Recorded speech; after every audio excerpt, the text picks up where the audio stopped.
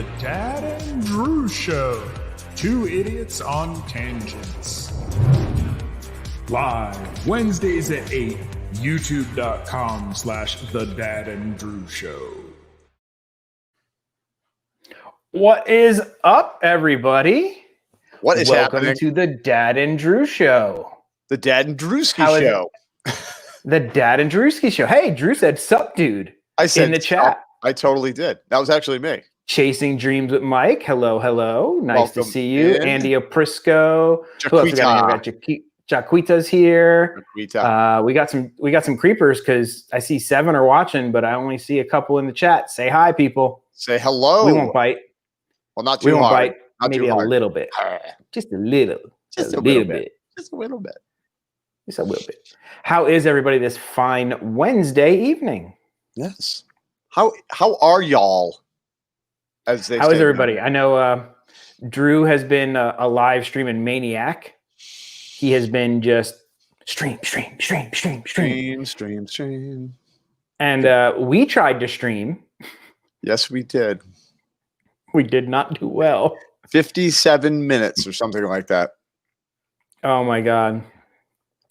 Chasing Dreams with Mike. Don't worry, that is coming right up.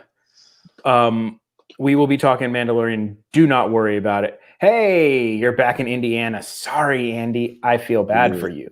Yeah, but it is still cold here. It's still cold here. It is. It's cold here. But we attempted to live stream and we made it about shy of an hour and just had every single connection issue you could have. Mhm. We had it. Yeah, it was a good time. So we attempted to provide some entertainment for you guys on Drew's channel. And then we recorded a bunch of stuff that I have been too busy to edit, but it will be coming. We have a bunch of stuff inside the World of Disney store. And then you guys saw our churro moment. Yes. Our little YouTube Shorts churro. What a wonderful churro that was. We're really hoping to get something to go viral, but hey. Yeah. How the YouTube gods pick things, we will never know. Yeah. I don't know. Well, we had that little short that we had sort of go viral for a little while the other night. The toy soldier 29-second thing.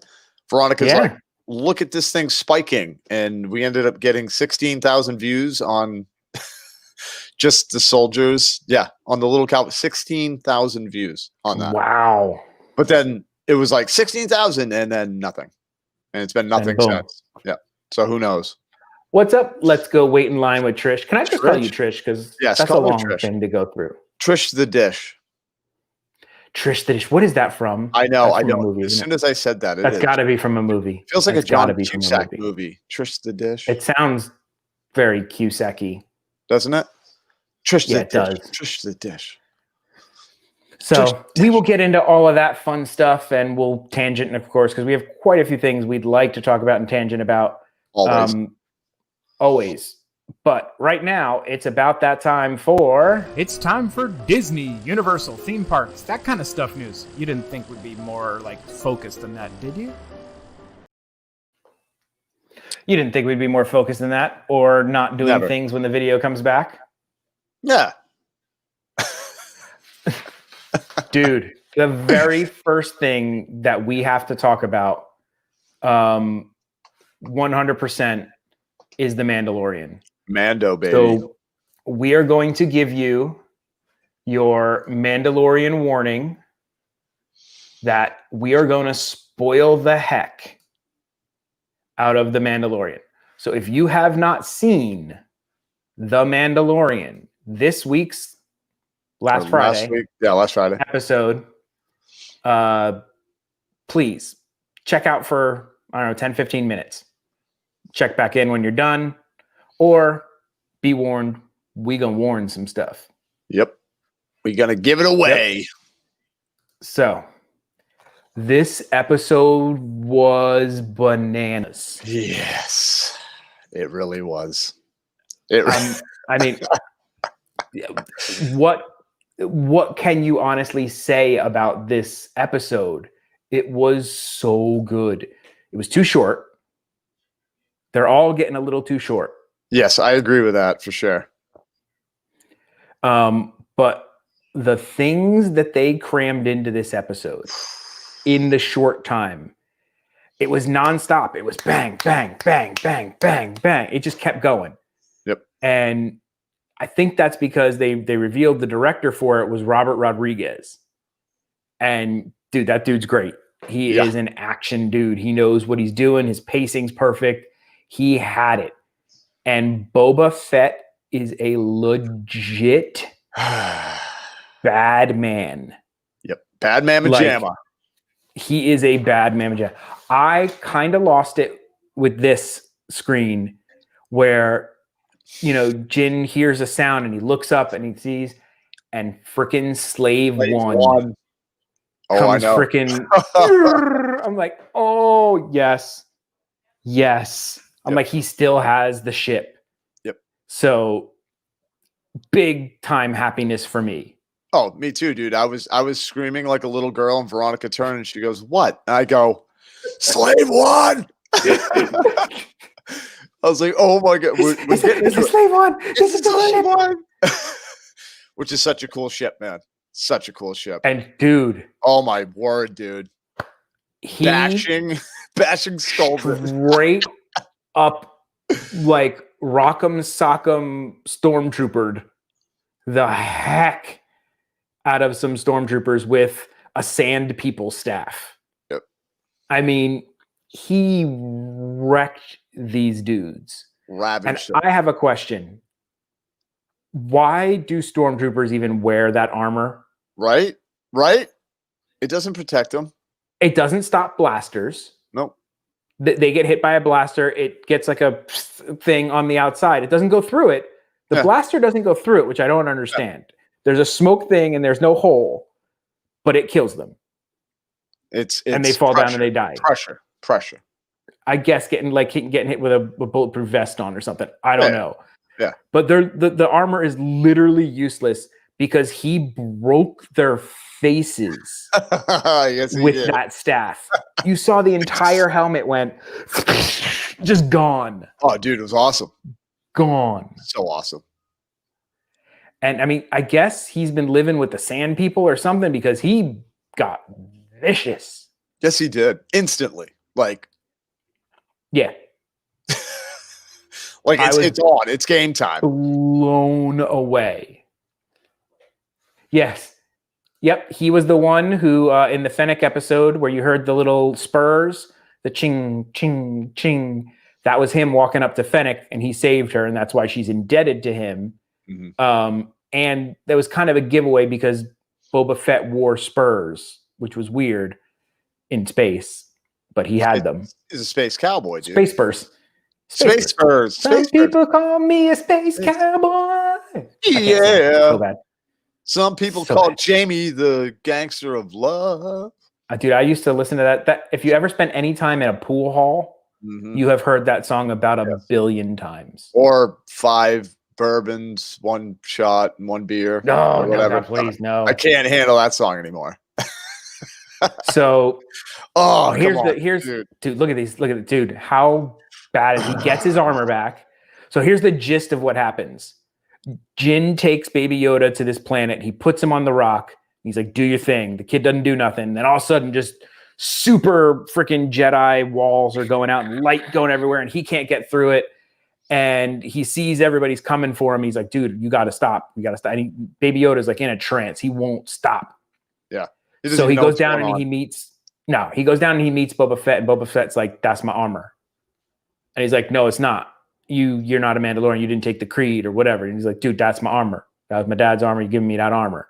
I want it." And he's like, and then all of a sudden, as they're talking, the Empire comes and they get attacked by stormtroopers. And that's when Boba goes full on Boba and is wrecking people. And Mulan is shooting people from the hill with her little sniper rifle. Oh, dude, did you see the scene where she's jumping back? Like, yes. Dude, that was my favorite scene of the whole episode. I'm not kidding, man. She just jumped back, blasts a dude, lands on her back, and just rolls through and keeps going. It was such a cool, like, slow down shot, you know? I was just blown away. There was so much going on in here. So they're getting attacked and everything, and then Boba just looks at the ship and he's like, "Screw it, I'm getting my armor." There's nobody around. There's nobody around. He's busy fighting the other guys, so I'm just gonna go get my armor.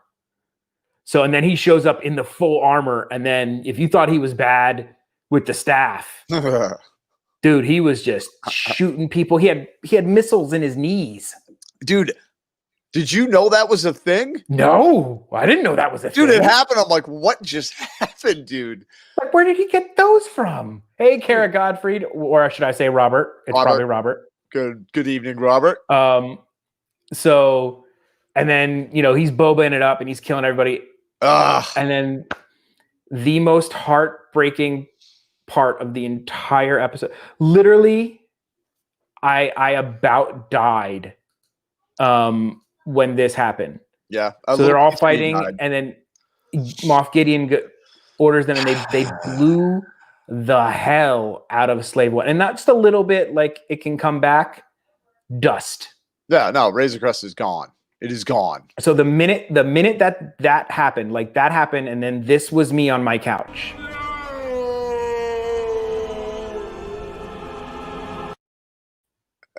That was me. Dude, I literally just no. Well, dude, no, because that's the thing, man. It wasn't like, oh, it got a little damaged. It was incinerated. No, absolutely, it was just incinerated. Gone. So here's the before.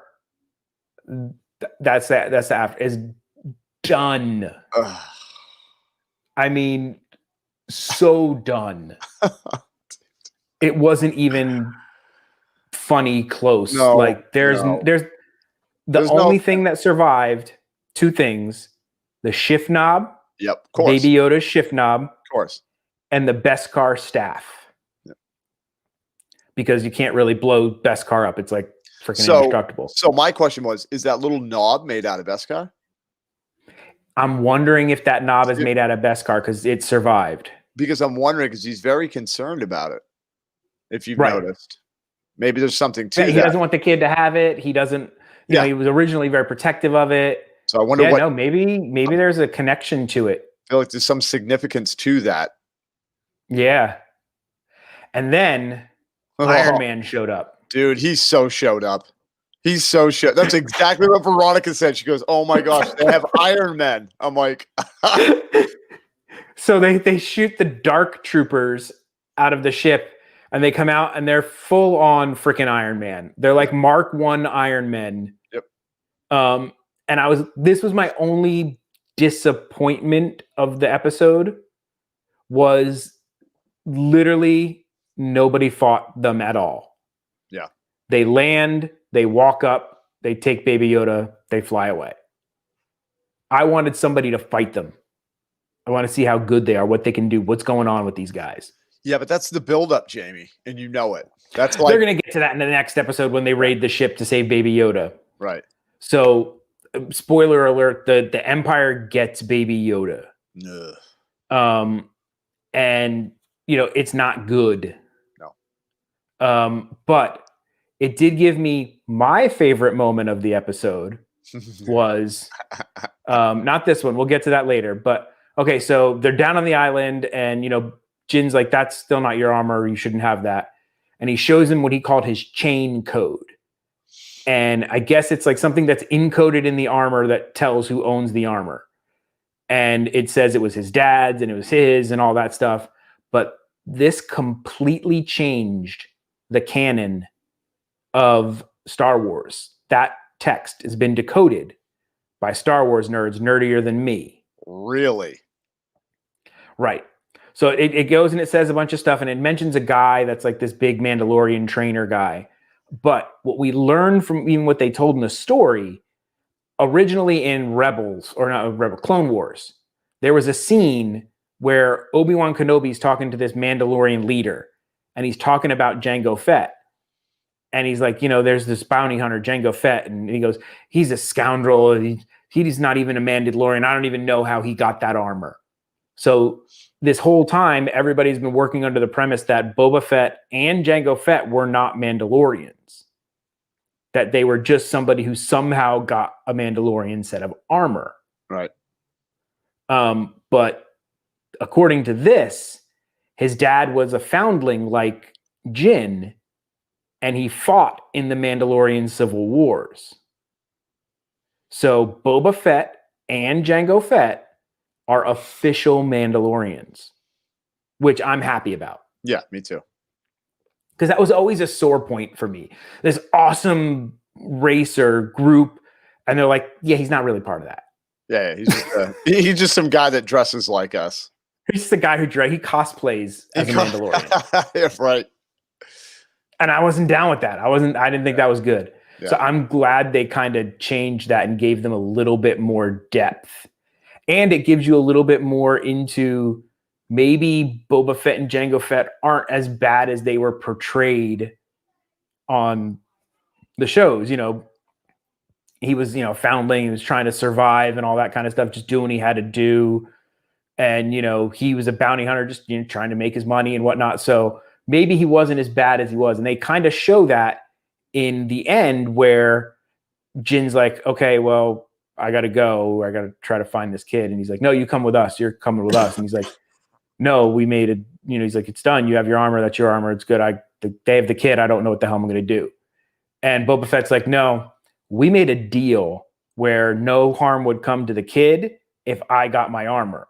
Well, I got my armor and they got the kid. So our deal's not done. And we're indebted to you. That's huge. And so now they're the three best friends that anyone's ever had. So Fennec, Boba, and Jin are going on an adventure. And they're going to raid a ship. Yes, they are. And it's going to be glorious. I can't wait to see some more fighting, dude. Oh, dude. Dude. I can't wait. If you put Boba, because Boba and him never kind of fought together. Right. They were always in separate areas and doing different things. Dude, them like as a tag team. Oh my goodness, dude. Oh, it's going to be good. It's going to be so good. You see, I made some other notes. What else did we learn? Fought in the Civil Wars. That Prime Minister guy who said he wasn't a real Mandalorian. That was a sketchy dude from the show. That wasn't a really good guy. So he was probably just like being a jerk. Starting rumors. Didn't like the guy. So he was like, we didn't like that guy. He was not with us anymore. So I'm going to discredit him. Mm-hmm. So that's kind of where that came from. But the other thing that hit me later and really kind of broke me up a little bit was I realized that there was something else in that ship. And I don't think it survived unless somehow Boba took it and put it to the side when he was taking the armor, or Jin had it with him and it was up on the mountain. We didn't know, please. Mm-hmm. But the Amban pulse rifle, that awesome gun, is gone. I know. I didn't even think about it until you sent me a message, dude. I went, yeah. Oh. And in case you don't know what gun I'm talking about, it's this gun.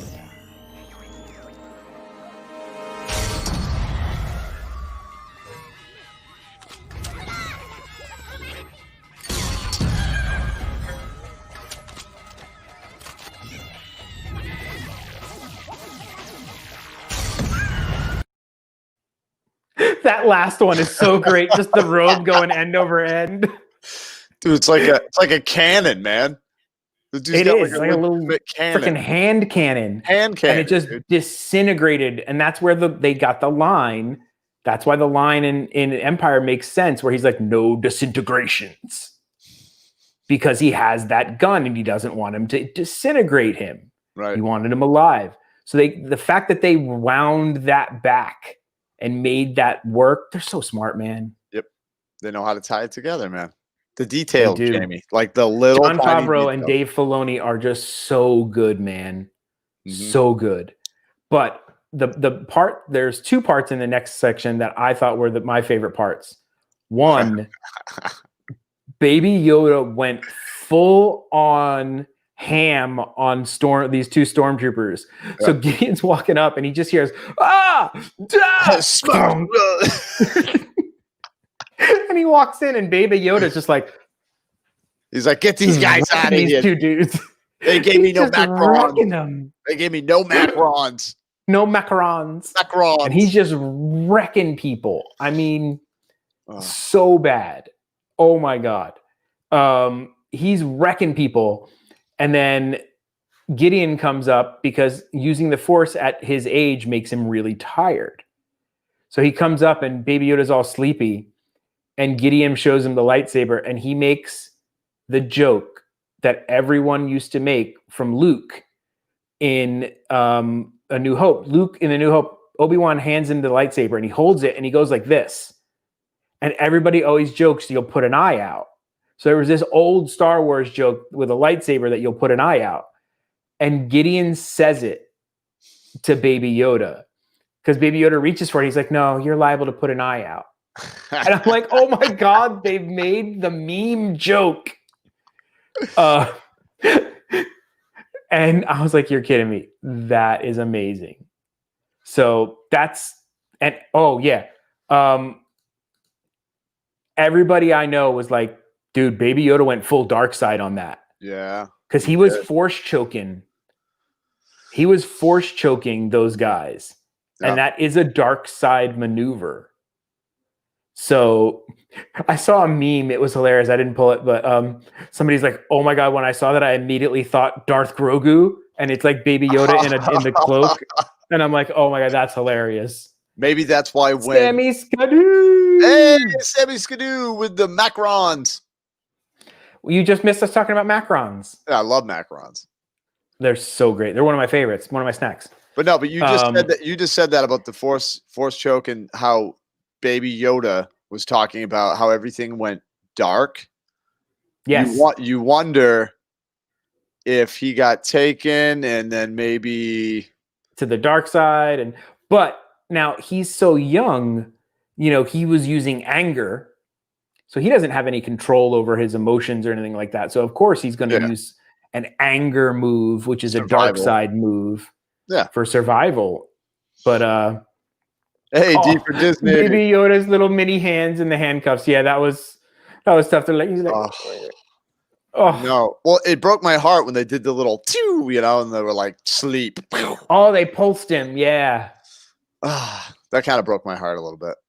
The difference between a macaron and a macaroon. Here we go. Is the macaroons are little chocolate or a coconut. Shaved coconut round cookies. Yeah. Macarons are little chewy, round, flowery magic things. Meringue. What they call them is meringue-based cookies. They're amazing. That's what they are. And we're going to actually talk more about macarons a little bit later tonight. That's right. It's kind of like Fight Club where you don't talk about Fight Club. Correct. Just saying. But so that's our little thing. So they're going to try to break out the one guy from the heist one, and they're going to try and break him out because apparently he knows how to find Moff Gideon. Mm-hmm. And they're going to break him out, and they're going to go raid it, and they're going to get Baby Yoda back. They're going to do it. I'm telling you. They better. Can't wait. They better. And they're foreshadowing the reason he still has the spear is because somebody's got to fight Moff Gideon and his Darksaber. And it's not going to be Ahsoka Tano. She's off doing something else. Right. So there's no lightsaber people. So the only thing that can battle a lightsaber is that Beskar steel. So if that magistrate lady could almost beat Ahsoka Tano, I think him with that spear's got a great shot at killing Moff Gideon. Yeah. The dollar store. He'll straight up kill him. Darth Vader. The dollar store. Yeah, that's my term. Dollar store Darth Vader. It just cracked me up when you said that. I'm like, that's exactly what it is. That's what it was. Our second story is basically our first story, kind of. So I was scrolling through something, and all of a sudden an ad for a toy came up. And I think I will end up at least a month on the couch if I buy this. Like there's a doghouse, and then there's probably like a basement under that doghouse. And then maybe there's like a cavern. I was gonna say like a little probably closet, have to go down there. Little closet in the basement. Yeah, it would not be good, not at all. But Nerf has released the Amban Phase Pulse Blaster. Yep, It's funny. I saw Trish actually put it in the comments earlier while we were talking about. Yes, she did while we were talking about the gun. Okay, I have thoughts. First thing, it's $120. Steep. That's pricey. It is pricey. That is pricey. But second, it is a pre-order, and it is estimated to ship on 10/1 of 2021. Holy cow, dude! That is a long pre-order. That's an insane pre-order, dude. Wow. Andy could probably make one in that time. Andy could make 4 of them. Yeah, in that time. I think in the time before that happened. Yeah. But I don't know if his would actually be able to shoot Nerf darts. Well, that's true. Which would be fun to chase people around and shoot them with Nerf darts out of this thing. Right. But look at how detailed this thing is. Let me see here. View. Zoom in. Enhance. Use the force. So it's got like a fake wood handle. It's like all weathered.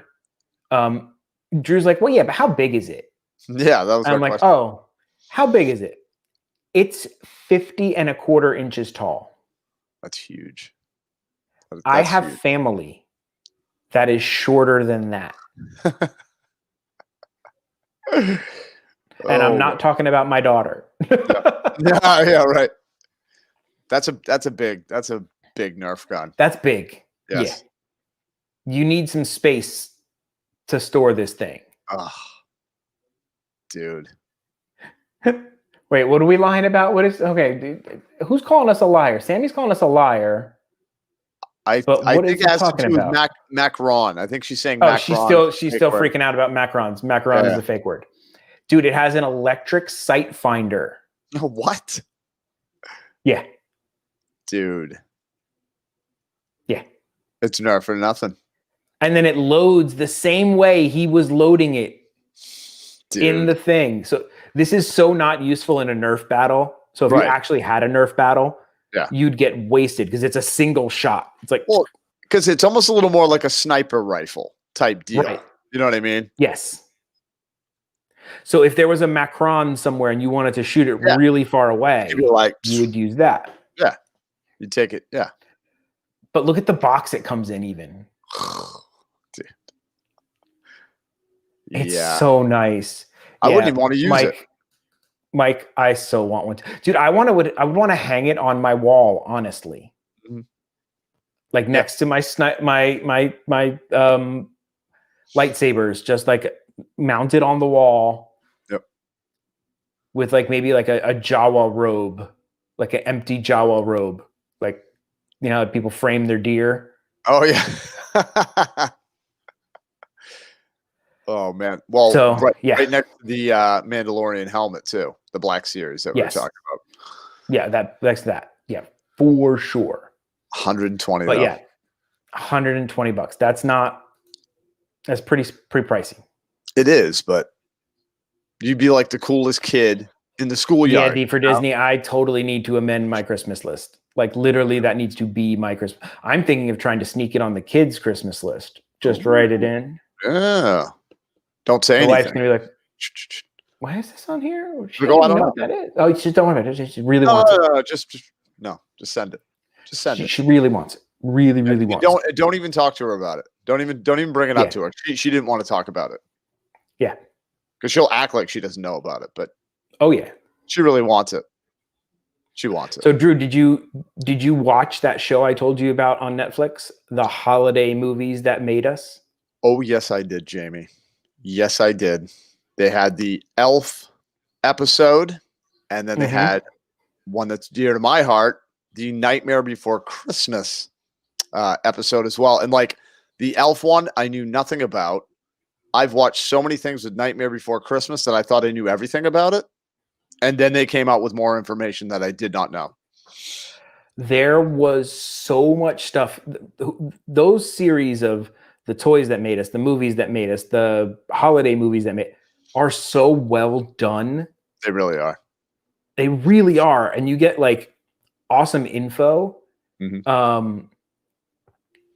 I had no clue about a lot of stuff. So which one do you want to start on, Elf or Nightmare? I'll start on Elf because I know you were excited about all the stuff that you didn't know, and I also didn't know. Dude, Seriously. I didn't really know that Will Ferrell was not a star I didn't either. when Elf was filmed. So Elf was filmed pretty much almost at the same time that Old School was wrapping up and being edited. So they had filmed Old School and then they're filming Elf. And when they pitched the movie for Elf, nobody wanted Will Ferrell as the lead of a movie. Because he'd never Despite been. despite all of his success on Saturday Night Live, they just thought he was that goofy dude and he couldn't pull off a movie. Right. I want people, if you don't know, if you haven't watched it, who do you think they thought they wanted, and they pushed the writer and the producer who had never made a movie before? Yeah, no, like none of them. Never made a movie. The guy who wrote the movie never made a movie. Nope. They got an extra producer to help him with it. You know what? That guy never made a movie. They were just like, who can we get? They're nobodies. Make it till you fake it. And yeah. And so who do you think that they were, everybody was pushing? Sammy says Will Smith. The lead. Yeah. Think of the timing around that time. Who they would, I think it's like what, 2003, I think it was 4? It had to have been Brad Pitt. I don't remember. Yeah, I can't remember when that came out, when the actual movie came out. I thought it was in the 90s, but no, it must have been early 2000s. Alexa, when did Elf come out?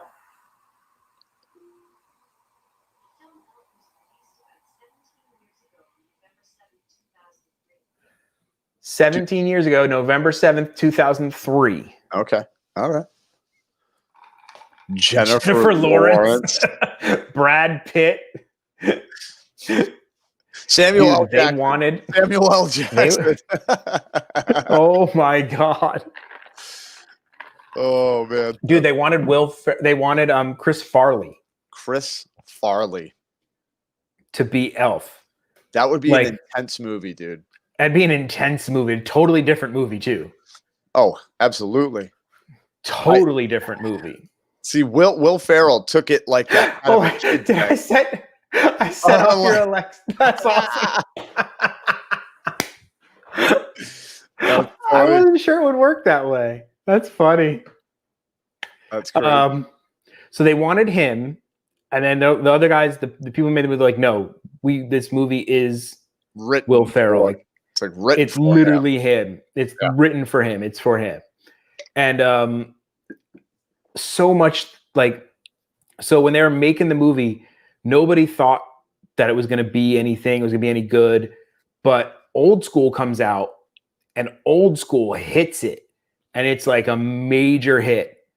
So the producer or the studio decides that they want to make Elf more old schooly, and they took the movie away in editing from the director Jon Favreau, who's an amazing director.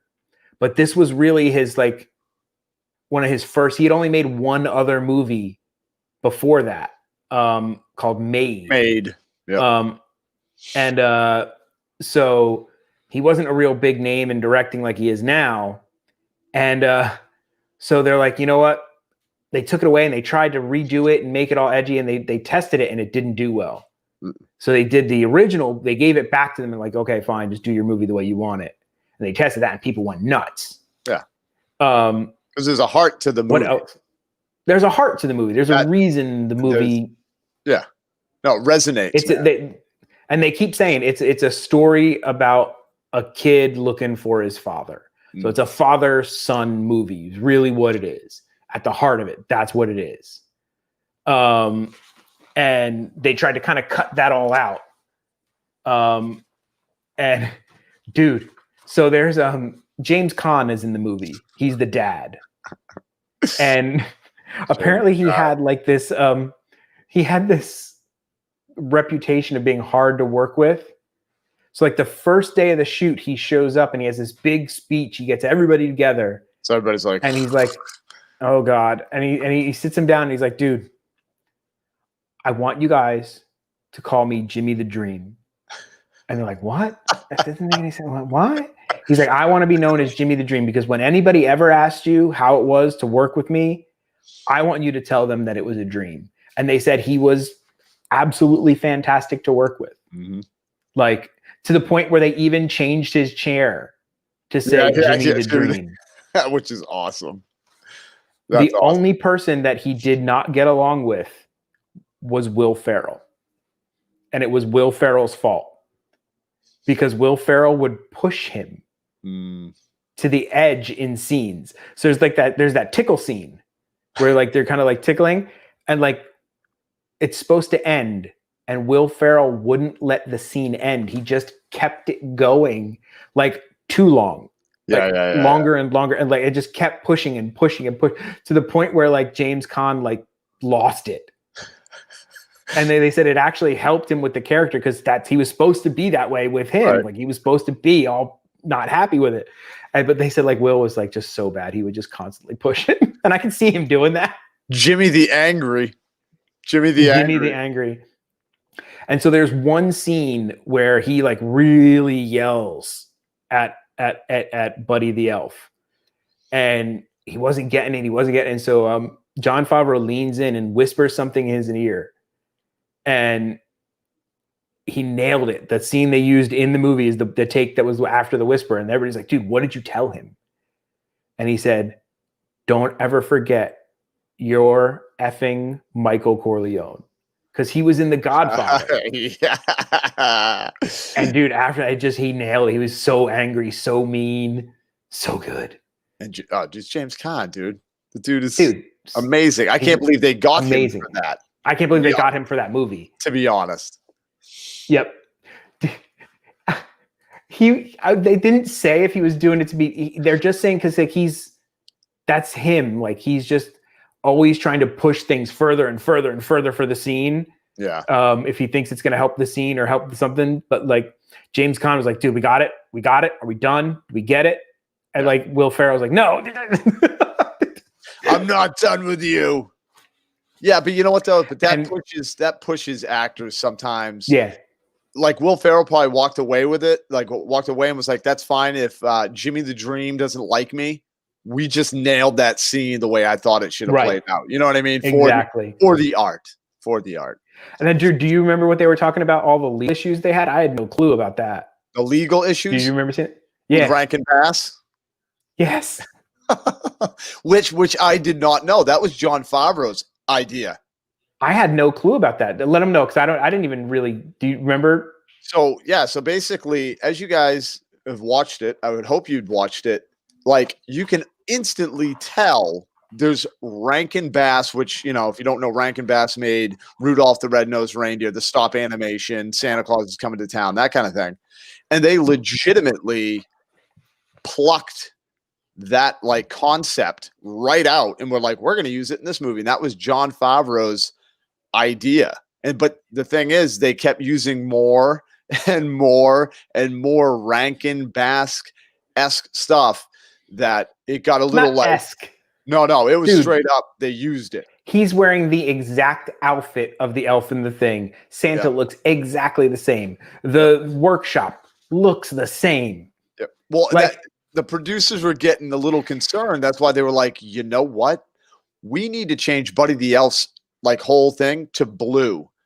And then they all realized if they go through with that, we have to reshoot all the scenes that we have already shot. The whole movie. At the end, they thought they had a deal with Rankin Bass to like license it.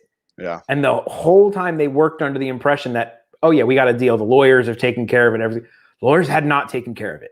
No. And I guess it was till like the last moment where they came in and like, okay, you guys are good. You're not going to get sued and you've got the rights and you're fine. Yeah. But they almost had to go back and reshoot the entire movie to change his outfit so it didn't look exactly like the elf from Santa Claus is Coming to Town. It's horrible.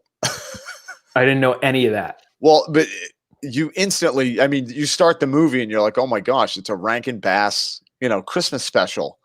Yeah. But I just thought like they had artistic liberty right away, which. Or they had gotten a licensing deal Right. Right. No. Mm-mm. No. Apparently not. Can you imagine though? Rankin Bass was like, you know what? No, we're not budging. We're not making a deal with you. Then we wouldn't have Elf. Right. We wouldn't have Elf, and we wouldn't have Santa. I know him.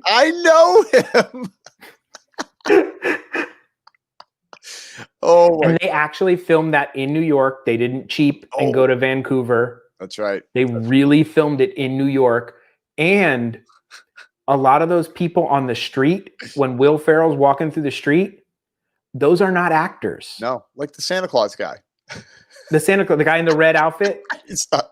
That just happened to be a guy in a red outfit, and Will Ferrell saw him and like riffed on it and went for it. Dude, brilliant. And then they got him to sign a release and all that stuff to get him in the movie. Andy just ordered filament to print a rifle. Yeah. Yes. Project number 2. Yes. I got to send you an address, Andy, to send our detonators, what Andy has been working on for us. I had no clue that those were not like paid extras or anything. All the people on those street scenes are real New Yorkers that were just walking around. Yep. They had no budget. And that made it cheaper. Yeah. They had no budget to shut down streets and things like that. So they just run and gunned and did it, which is amazing. They call it like guerrilla, right? Guerrilla filmmaking, which I think is awesome. Yeah, just go for it. And the fact that he just found a guy in a red suit and just Santa meant to be. I was man. like, yeah, the guy. You can see the guy like, who the heck are you? Why are you dressed as an elf? Right. That was a legit, real reaction. Yeah, from a New Yorker. Dude, like, get out of here, man. Yeah, I need to go rewatch that movie like immediately. Oh, dude, it's one of my kids' favorites, man. My wife and her cousins have a tradition. Every year they watch Elf as a family for Christmas. The cousins would all get together, and that was their Christmas movie, was Elf. Yeah. Oh, it's a great movie, man. So it holds like a special place in their heart. I have a question for you, because this is just one thing. And there's always something in the movie that like might not necessarily make sense, but you just, because it's so good, you're like, whatever. So James Caan's character, right? He's kind of a jerk in the sense where he's he is a jerk. So he's like, not finishing this book where he's like, whatever, ship it. We don't even care, right? So he was the one that was being a jerk by not finishing that book and just sending it out. So at the end, where like his big boss is there on Christmas Eve, and like he's like, you better have a good pitch for me, da da da da da. And then James Caan, his son, comes in and is like, Buddy's missing, and then the guy's like, if you walk out of here right now, you're finished. And then James Caan's character is like, whatever. My family's worth, more of it. Blah, blah. That just breaks them. I'm breaking. Let's took the shelf down. I would have loved it if the whole shelf just came crashing down. Well, then it'd probably unplug the Ethernet. And then the Ethernet goes out, and then it's the dad show. Then it's the dad show. But so my point is, he basically tells his boss like, whatever to you, and like then he walks away like, he's not taking that from his boss. But I'm like, but you were the one who didn't do the right thing from the beginning, and you made your boss come on Christmas Eve. Change of heart, buddy. Change of heart. Okay. Christmas spirit. Yeah, I get it. I'm just saying he just like he realized he loves his son. Okay. All right. I see that angle. I just wanted to know. Just one of those things. You don't know you have a son. This guy shows up at your door. It's a giant friggin' elf. You'd be thrown. Yeah. If Will Ferrell knocked on your door right now and was like, Dad, you'd be grumpy. Yeah. Well, I'd be a little confused. I'd be like, aren't you older than me? Yeah, that part might not work. Hey, let me do the math here. I think you're older than me. But yeah. Great movie, though. All right. Love it. Next movie. This is like Drew's favorite movie in the world. It's my bread and butter, man. It's my bread and butter. A Nightmare Before Christmas. And so many things I learned about this because I had watched the prop culture the on half it, where hour they did a little bit of the back scenes on that. And that was pretty much what I had learned and whatnot. And here's how bad it is. I always just associated it as a Tim Burton movie, not really realizing Tim Burton didn't direct it, and he really wasn't there most of the time. He was a concept. And literally, it's just he came up with the idea, and that was kind of it. Well, he came up with the idea, and then he came up with the songs and Danny Elfman together, right? Him and Danny Elfman did the songs, or came up with the ideas for them, or basically, you know more than me. Yeah, no, and it's like, so Danny Elfman, who doesn't know, or who you guys, if you're not sure, Oingo Boingo. Oingo Boingo, who's the lead singer to Oingo Boingo, 80s band, one of my favorite bands. It is a great band. I love Oingo Boingo. But yeah, anyway, so he, did the soundtrack. It's a dead man's party. Who could ask for more? Oh my God, we're bad. We should stop. Yeah, I know. Oingo Boingo for life. But yeah, so Tim Burton. Hello, Miss Clearance. Thank you for stopping in. Welcome in. We're talking Nightmare Before Christmas. Yes, we are. It's the best. But it is. Yeah, no, Tim Burton would come in and be like, all right, Danny, here's the scene. And he would tell Danny the scene, and Danny would be like, all right, get out of here. I got it, get out of here. And Danny Elfman would just sit down and write the songs. What is amazing to me is Danny Elfman revealed in the show that during that time period, he was still in Oingo Boingo, but he didn't want to be in a band anymore. It had become stale for him. It was just kind of like, so legitimately he felt like the character Jack Skellington. So he was writing these songs, and then when it came down to it, they were going to have somebody else sing these songs. And Danny Elfman was like, hey, Tim, I kind of want to sing. And like, he didn't even finish what he's saying. Tim's like, yeah, man, you can sing the songs. I don't care. You got the job. You got the job. You got the job, man. So here's some things that I didn't know. So Tim Burton was a Disney animator. I didn't know that. So he started off as a junior Disney animator. Yep. And they quickly shooed him out the door because his vision didn't mesh with the Disney vision, which makes sense. Oh, but hey, let me tell you, I don't know if you knew this. There's 2 movies that he worked on. He actually has, drawings for 2 movies. One of them is The Black Cauldron. Okay. I don't know if have you seen that Disney movie? Yeah. I know that movie. Yeah. Underrated. And he also he worked on Fox and the Hound. Oh my God. Dude, he worked. That makes sense. He worked on Fox. That makes sense. But probably friends forever. Yeah. Yep. Fox and the Hound. But I'm sorry. Go ahead. Oh my God. So yeah. So he was there as a junior animator, but while he was there, he drew all the sketches and came up with the concept for Nightmare Before Christmas. So Disney owned the Nightmare Before Christmas because he had done it while he was employed for them. That's the way it works when you're an artist. If you create something while you're employed for that group, they own it. You don't own it, even though it was your idea, your concept, your creation. You did it while being paid by them, so it's theirs. So he ended up leaving there, and it was many years later where he became a big deal. And he, directed Batman and everything. So he becomes this really big director, and it always gnawed at him that he wanted to make that movie of that concept that he came up with. So he went to Disney and he's like, hey, would you guys ever sell me back my concept? And Disney, being smart as they are, were like, no, why don't we make a movie together? And he's like, well, the only way I'll do it is if you give me absolute and total control. And they said, sure. And so he basically had a blank check to do whatever he wanted. They're like, here's $16 million, go make a movie. Yep. Which is funny because he actually brought them this concept idea while he was at Disney, and they shot it down. Mm-hmm. They shot it down. They're like, no. They're like, no, man, we're not doing your weird stuff. Not till you're when he's famous. Really popular. Yep. And so I had always associated this movie as being a Tim Burton directed movie. It's not. Henry Selick. It's directed by Henry Selick, and he had a great career before he directed that. Mm-hmm. And it was an obvious choice to have him direct a big budget movie. He had done like some small things for MTV. Yep. And commercials. Like a Colgate, because it's a stop animation movie. So he needed someone who did stop animation.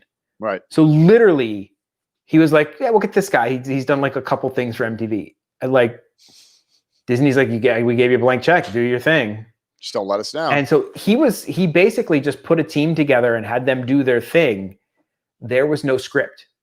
Mm-mm. Like literally he had just done drawings of Jack Skellington and like some of these things. And he was like, make a movie out of this. Yeah.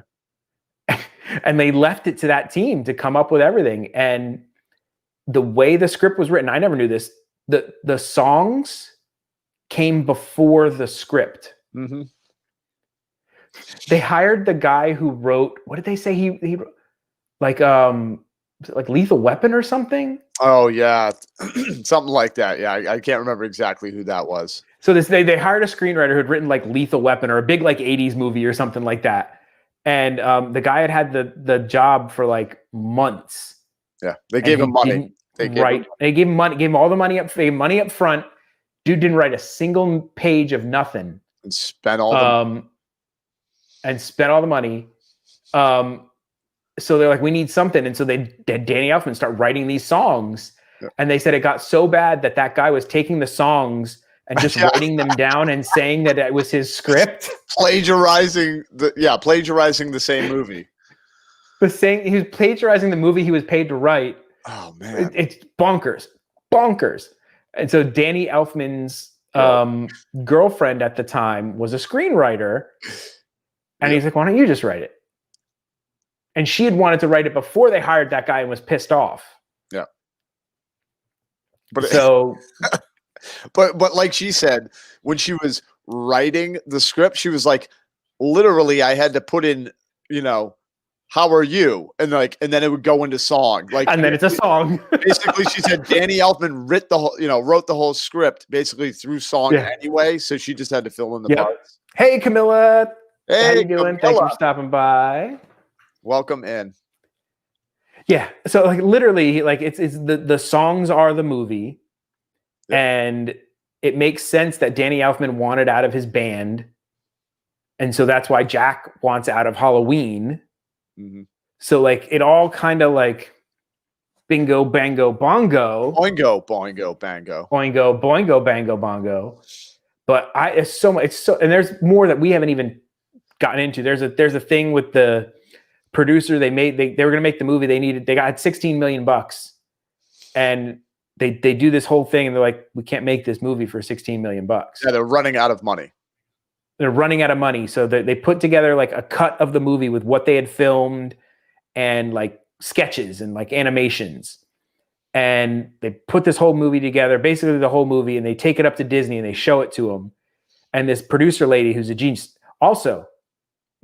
she was the producer from Disney. So she had made some movies. She knew what she was doing. So they send her over and then she's like, okay, hold on, I'll take care of this. Shows it to Disney and they're like, dude, that's a fantastic movie. This is awesome. She goes, that movie cost $26 million. Yeah. And she said, if you want a $16 million movie, we got to cut this, and this. Brilliant maneuver. I mean, they'd already fallen in love with this movie they just watched. So they're like, I don't know. All right. $26. Yeah. Yep. Here's the rest of the money so you can make it.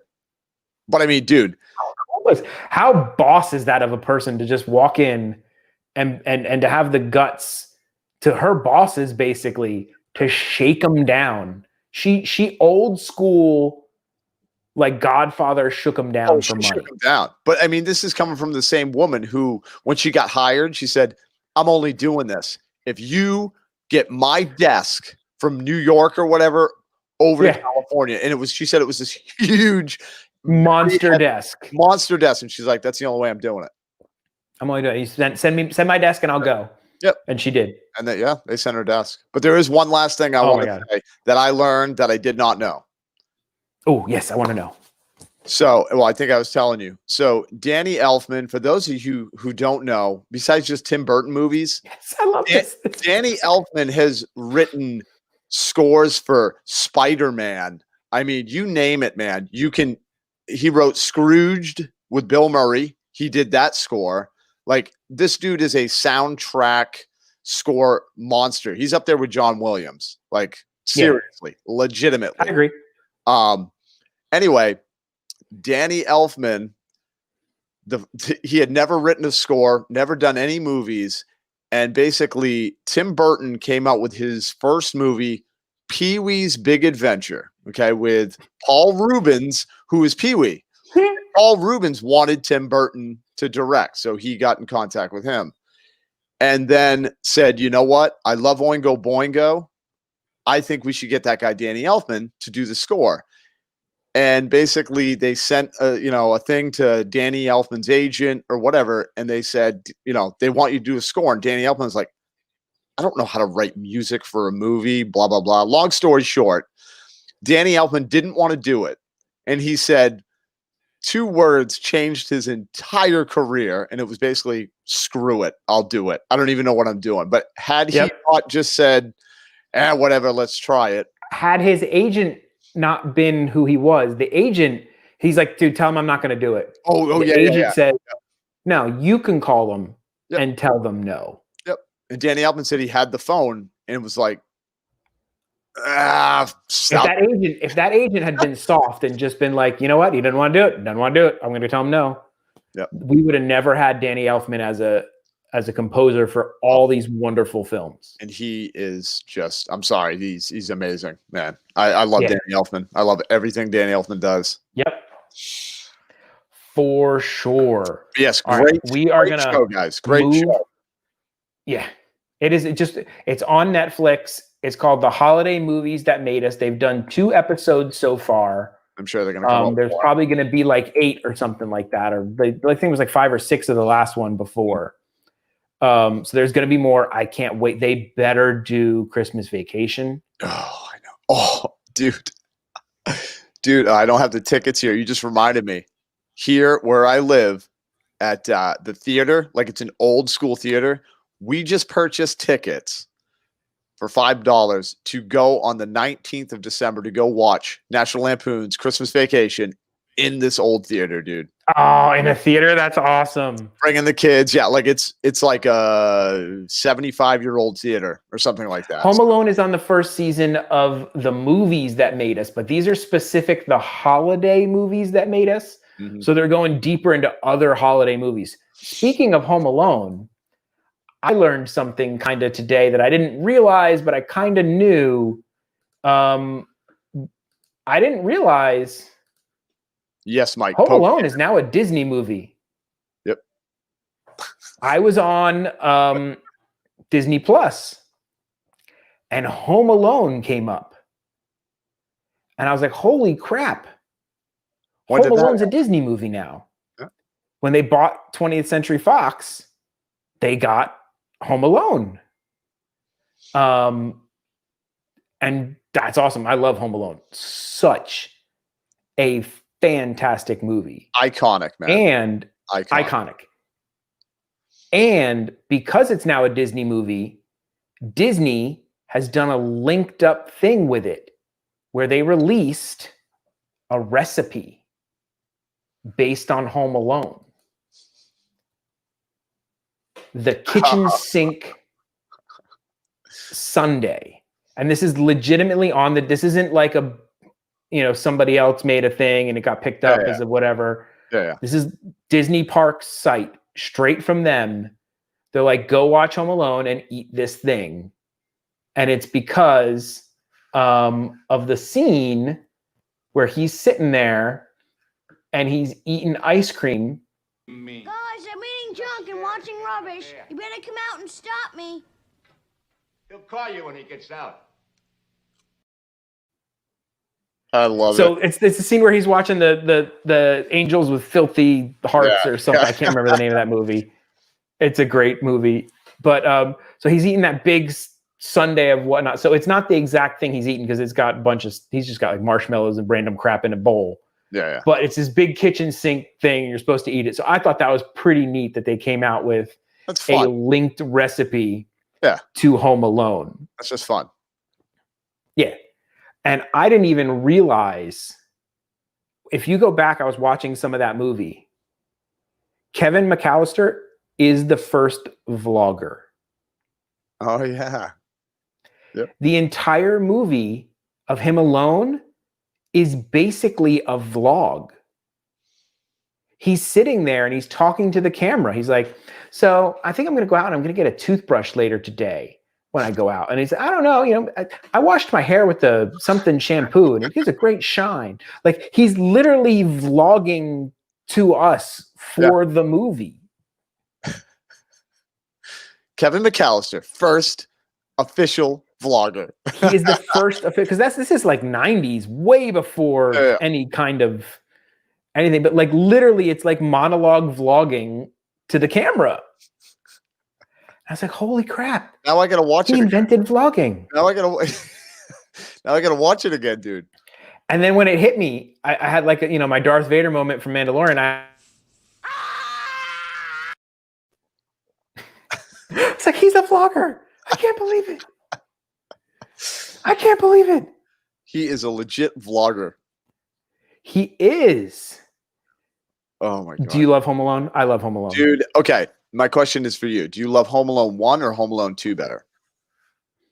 I'm a Home Alone 1. I like the first one. Do you? Okay. I'm a Home Alone. Like, I love, don't get me wrong. Both of them are amazing. Right. But I tend to go with Home Alone 2. There's something about being in New York. It felt more Christmassy. I don't know. I don't know what it is. Okay, I can see that. I don't know what it is, but I always sometimes go for the original. Like the original, it's the one that kind of got me. And I was like, okay, yeah, that's the one I always relate to Home Alone. Normally that's the case. Home Alone 6, I wasn't a big fan of. Yeah, 13. They went a little crazy with Home Alone 3D. Yeah. That one was tough. I couldn't get through that one. For me, it's just Home Alone 1, Home Alone 2, man. But fair enough. Yeah, I think there's only 2 movies that are sequels that I like better than the original. Home Alone 2 and Empire Strikes Back, dude. Empire, I almost don't count as a sequel. It's like I count them as like the trilogy of movies is like a piece. It's like all together. Sure. No, that's the pivot. Not, you know what I mean? Right. Empire's the pivot to the story to like where it's gonna. And that's why it's so important. Yeah, like all the bad stuff happens in Empire. Really, I mean, it's the middle act. You know what I mean? Yeah, it's the middle act. So. My gosh, Curry. Yeah, Tim Curry was pretty darn good. Tim Curry's Clue. Is legitimately. I could watch Clue a million times in a row, and I just love it. That's what I love that movie. Performances, dude. He is so animated. 100% is so good. Yep. I love Clue. It's so good. I could watch that movie over. The fact that they made an entire movie of a game out of that game that really had no plot or anything to it is freaking amazing. It was just fun, though. It was such a fun movie. That's what fun. He's running around, and then they stop and they do it again. It's like explaining what's going on. Oh my God, dude! Yes. Oh my Lord, so I love that tangent, movie. Little tangent on that, real quick. How do you feel about Rocky Horror Picture Show? I'm not. It's not in my. I'm not into it. No, I've tried it. I've watched it tried like it 5 times, and people doing they get up and they throw the toilet paper and they do the stuff, and it's just it's a little too bizarre for me. It's a little too bizarre for me. It's just kind of and not funny enough. That's what it is. It's just weird. It's a little bizarre just to be bizarre, not like yes. Didn't feel, you know what I mean? It didn't feel like there the reasons why they were being bizarre were not comedic to me. It was just like, we're gonna put Tim Curry in drag. It's basically drag. what it seemed like was just we're gonna put Tim Curry in drag and he'll pull it off. And he did, but it's not a movie that even if I'm flipping and it was on, it's not one of those movies that I would stop and watch. There are movies that if I'm flipping through the channels and they're coming out, nothing anyone ever flips through channels anymore. Man, that sounds old. You're an flipping old through guy. the channels. And Nobody flips through channels and anymore. I'm just as old because I'm like, flipping through channels. Yeah. But if I ever ran across that movie, I would not stop and watch it. Yeah, no, me neither. No, I just know there's like a cult kind of following. Oh, it's huge cult following for that movie. Huge. People go into the movies and dress up and all that stuff, and and they do all sorts of stuff, and they wear the glasses and they dress. It's crazy. And I'm not knocking. I just could never get into it. I'm not like, hey, if that's your bag, go for it. Yeah. No, it's not my bag, baby. No, it's not my bag either. I just was like, it's okay. I appreciate. And now so we're gonna get to the part which is going to make Sammy Skidoo not happy. Because there is going to be some talking of some desserts, and there might be something that's going to come up that's going to make her mad. We can only hope. Okay, so last week, apparently, I think December 3rd or something like that, was National Cookie Day. Yes, it was. I didn't even know that. Dude, there's always a national something day, and I'm not hip to it. There's a national day for everything. There's like National Blue Popcorn with Red Sprinkle Day. I know. And you're like, really? We need a day for that? Some of these have to be overlapping, Yeah. Why do we need a day for that? Yeah. But so there was National Cookie Day. So Disney released some cookie recipes for National Cookie Day. So I'm like, okay, let's see what they come with. What's Bob got for us today? Yeah.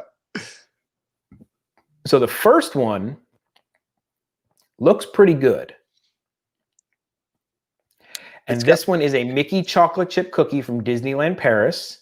With pecans. And it's got pecans, dried fruit, and a dark chocolate drizzle. Of course. Got to have the so I'm like, drizzle. Okay. I'm like, you've piqued my interest. I'm interested in that. It kind of looks like an oatmeal So I cookie, scrolled down. I scrolled down. Oh, yeah. And I lost it. Mm-hmm. I was like, you have got to be kidding me that there is a printed home recipe for the Belle's Enchanted Christmas Tree. So good. And I'm going to share it with you. So good. Oh. Now, because Drew's like, I'm going to buy this and I'm going to bring it to you because our man Drew said this was legitimately one of the best things he had ever snacked on in the parks. Hands down. And that's high praise, people. Because this man has tried some snacks. Yes, I have. Lots of them. This snack is amazing. So Drew, what is this made out of? I think it's a macaron cookie. Okay. And so there's some macarons. Yes, macarons. Is she still here or has she left? She's probably saw it and left. She probably plugged her ear. I saw we went from 15 to 14. So she just dropped the chat. She just left because there's going to be a lot of Macron talk. Yes. So this gives you and this is supposed to be. This is from Disney, so I don't know how much they bobbed it up, but it is a cranberry Swiss buttercream. That's what the thing is. And buttercream is delicious. Yes, it is. But it's cranberry buttercream. And so it actually has real cranberry puree in it. So they went heavy with the cranberry. It's got a cranberry orange white chocolate ganache, which sounds pretty darn good. And then it is an almond macaron. Macaron. And it gives you everything on how to make this sucker. And dude, I'm going to try to make it. Definitely try to make that, dude. Because now that I'm really seeing what the ingredients are, It was the almond flavor that's like a smooth, kind of sweet flavor, right? Mhm. It's like a nice mellow. I say mellow in like the best way. You know what I mean? A mellow, Yes. sweet flavor. And then it's that tart with that cranberry, the frosting, dude, that goes so well with that almond flavor. Oh, so good. Pretty Sammy. Macron. Macron.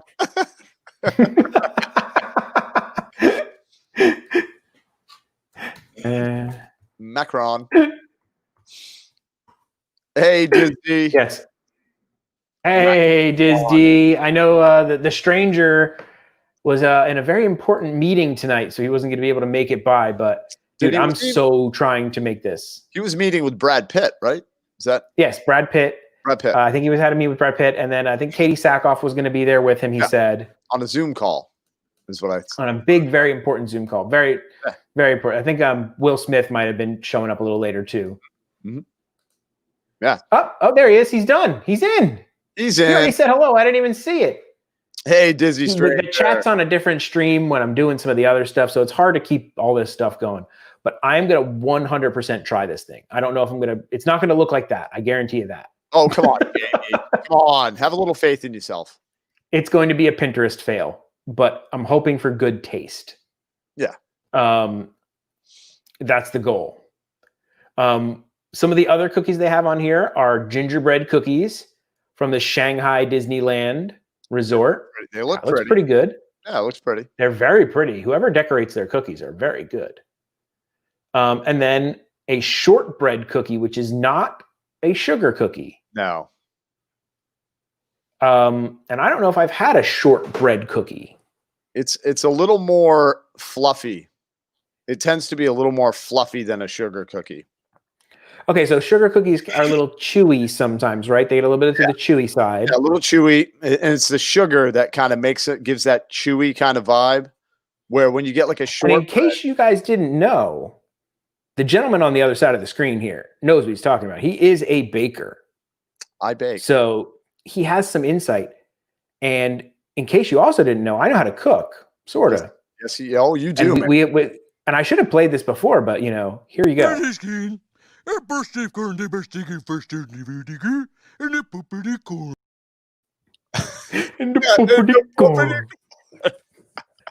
Any reason I get to play that, I will play it. Oh, it's even fantastic. though it's not about us cooking anything right now. But there will be a cooking one. Yes. And I'm going to definitely attempt to make the enchanted thing. And there's another one that I'm going to make. I know what it is. I know what it is. And it's not whole wheat cookies. Oh, dude, you know what? I saw that, and a little piece of me died inside. I'm not gonna lie. It did. It really did. I was like, oh, come on, man. Whole wheat chocolate chip. Why are you ruining a perfectly good cookie? Yeah. I'm just saying. You're already eating a cookie. Yeah, right. There's chocolate in it. There's sugar in it. There's all the stuff, So like, really? Does the whole wheat really make it that much healthier? No. It Not just at makes all. it worse. No, that's what it is. Like, I don't see how that would enhance the flavor. They said it adds a nutty flavor. If you want a nutty flavor, you could just brown the butter. Nuts. Just brown the butter. That gives brown the butter. Or add some nuts. Or make it with almond flour. Made with almond flour. Just saying. The other one was now this one I kind of want to try. That looked interesting. I saw that one. Because I like a crackle cookie. Yep. But a molasses crackle cookie. Mm-hmm. Now that I never had. I don't think I ever have either. And I've been to the Disney Wilderness Lodge, and I didn't even see these there because I totally would have tried these. So do you notice sometimes it's kind of hard to find some of these items? Yes. Really, I know I'm an idiot. And I don't know where I am half the time. We can obviously all agree on that. We can all agree on that. Yeah. No, but you know what I mean, though, where it's like you'll be looking around. You're like, I saw the cookie. People talked about it, and you can't find it like anywhere. Like, where is it? Like, where is the cookie? It's even worse in the pandemic because it was. You could kind of find things where like there was stuff, but now that everything's like all moved around and nobody knows where, and like even the people at Disney are like, I think they're over there. I'm like, dude, that we've been experiencing that where it's like, yeah, we heard that you have, let's just use that as an example, like the crackle cookie. They're like, no, actually, maybe try. They're telling me to maybe go try, whatever place they're going to tell me. And I'm like, maybe try the Contemporary Resort. No, I'm pretty sure it says it's here.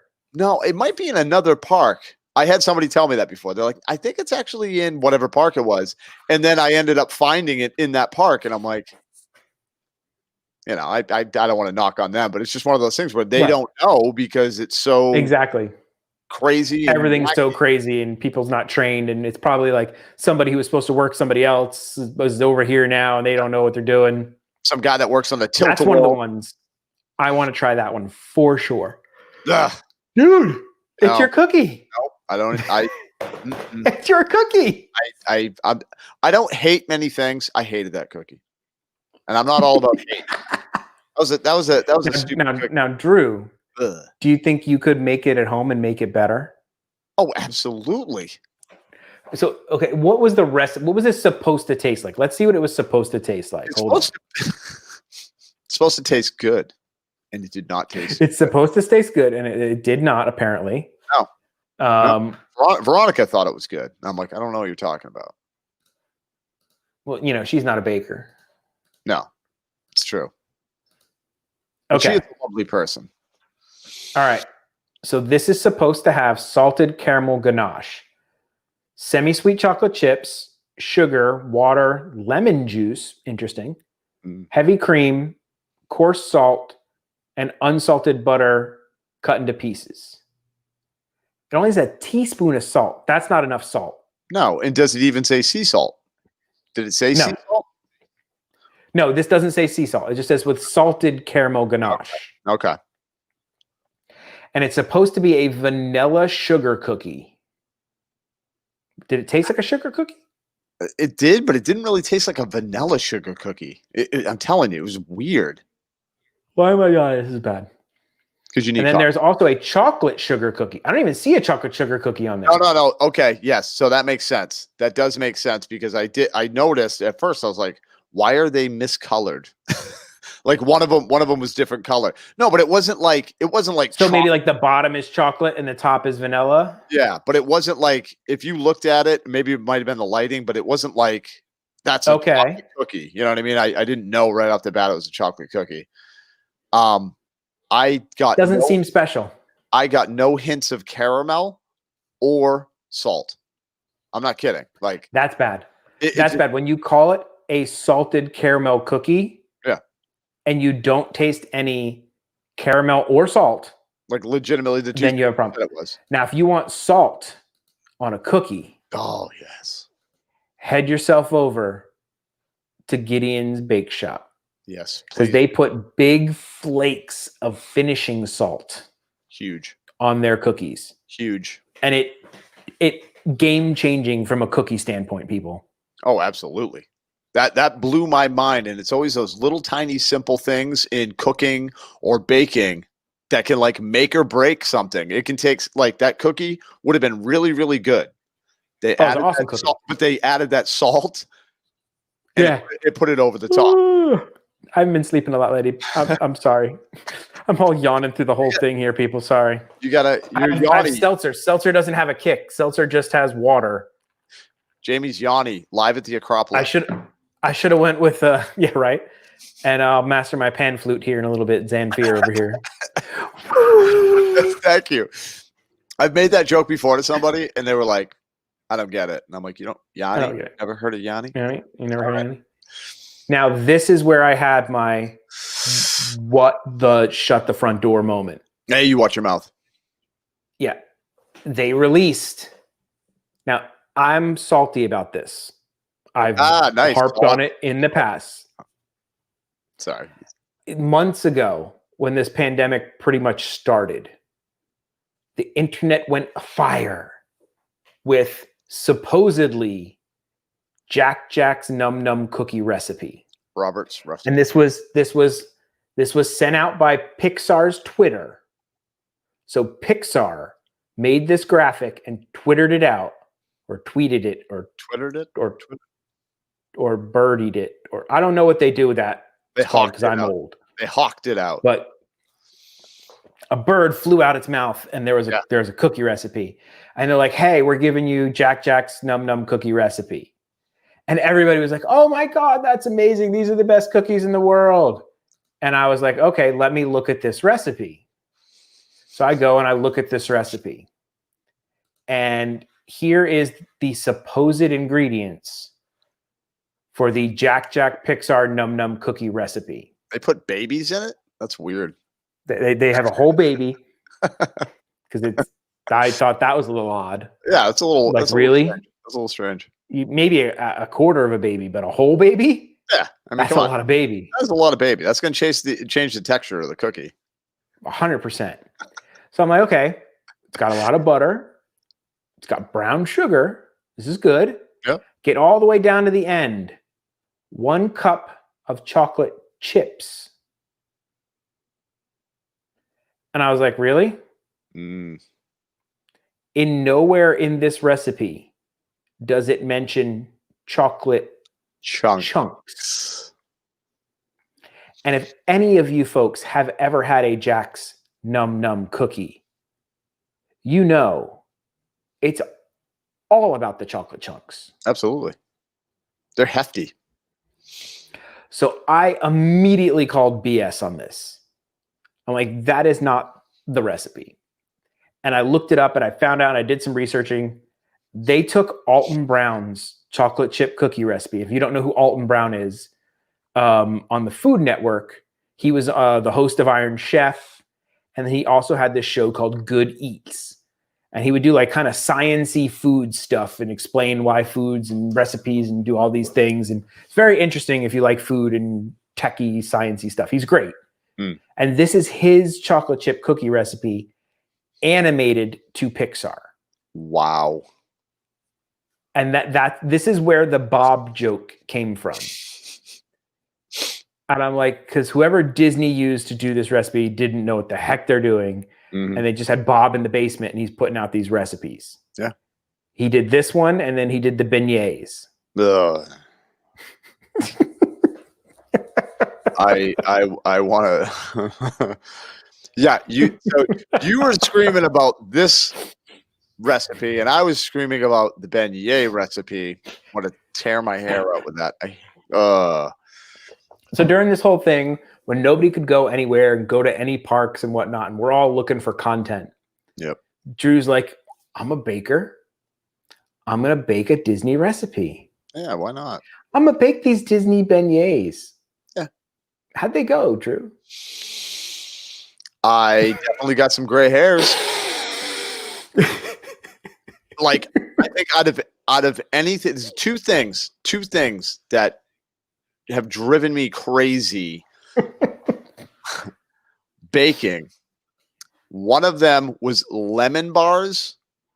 Believe it or not, lemon bars. I love a lemon bar. They are so good. They can be tricky. My godmother used to make the best lemon bars. Yeah, but you can screw them up very easy. It's definitely. Oh, I didn't know that. I have her recipe and I never tried it. Well, try it out and let me know, because I've tried many different recipes for lemon bars, and it's so weird with like the consistency on all of them are different. So you know, it can be tough, but this beignet, it just stepped that up a notch, and oh my word, dude, the recipe, I'm like, this is garbage. I don't know about you. I can follow a recipe, and that's the thing. I'm pretty good at following the instructions. Do this, then do this for this amount of time. Do this for that. I'm pretty good at that. So normally, if the recipe is good, I can pull off a dish.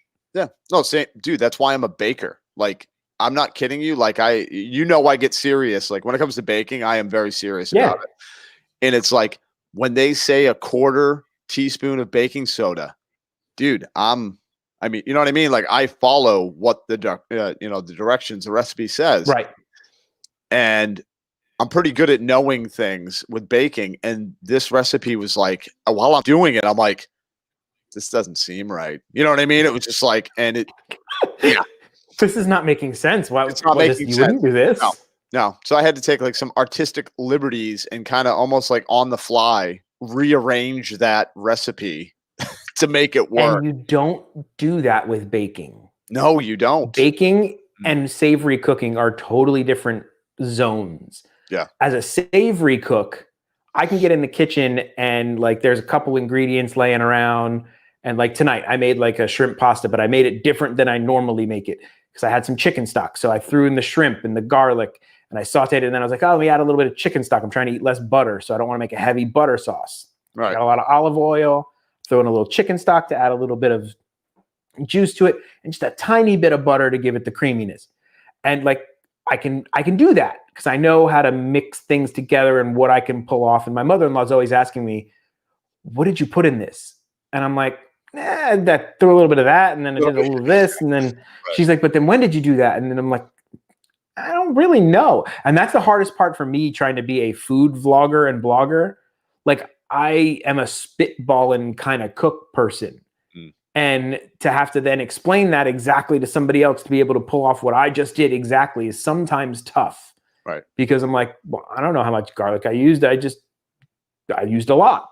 I took some and then I took some more later because I had to add a little more because I didn't like how it tasted. Yeah. But with baking, you can't do that. You can't just be like, you know what? This recipe doesn't call for this, but I'm going to throw a bunch of this stuff in there. And then I'm going to throw that in there. Yep. And then, I don't think it needs that much of this. I'm going to take that out. Right. You really can't do that. It's chemistry, man. It honestly is. It's chemistry. And like, that's the thing. Like, I know now when I'm doing my thing, I can like, there's little areas that I can like kind of adjust where I'm like, you know what? I'm going to add some of this flavoring in, like say I was, making a cake or something and I add a little more liquid than was not supposed to be on the recipe. I know then what I can back off on, like, maybe add 3 teaspoons less of milk. You know what I'm saying? Because you can't add stuff and expect it to come out how it's supposed to. But I know little areas that you can. But yeah, it's not like baking is not like cooking where it's like, this will work. I'll make it work. It's like if it doesn't work, it doesn't work. Like beignets. It doesn't work. You can't force it. There's no forcing it. So these cookies, I was like, they're completely off. They're going to be great cookie. Alton Brown makes a great cookie, but it's not Jack Jack's cookie. Not a chocolate Now, chip cookie. I went and I looked at this recipe, and I have high hopes. Ooh. Right off the bat, I see big chocolate chunks in the picture. Yeah. So I'm down. Okay. And then I checked the ingredients. We got chocolate butter, brown sugar, eggs, and you get very down to the end. There's a cup of semi-sweet chocolate chips and then another cup of chocolate chunks. Mm-hmm. And if you notice, there are chips and chunks in that cookie when you open it.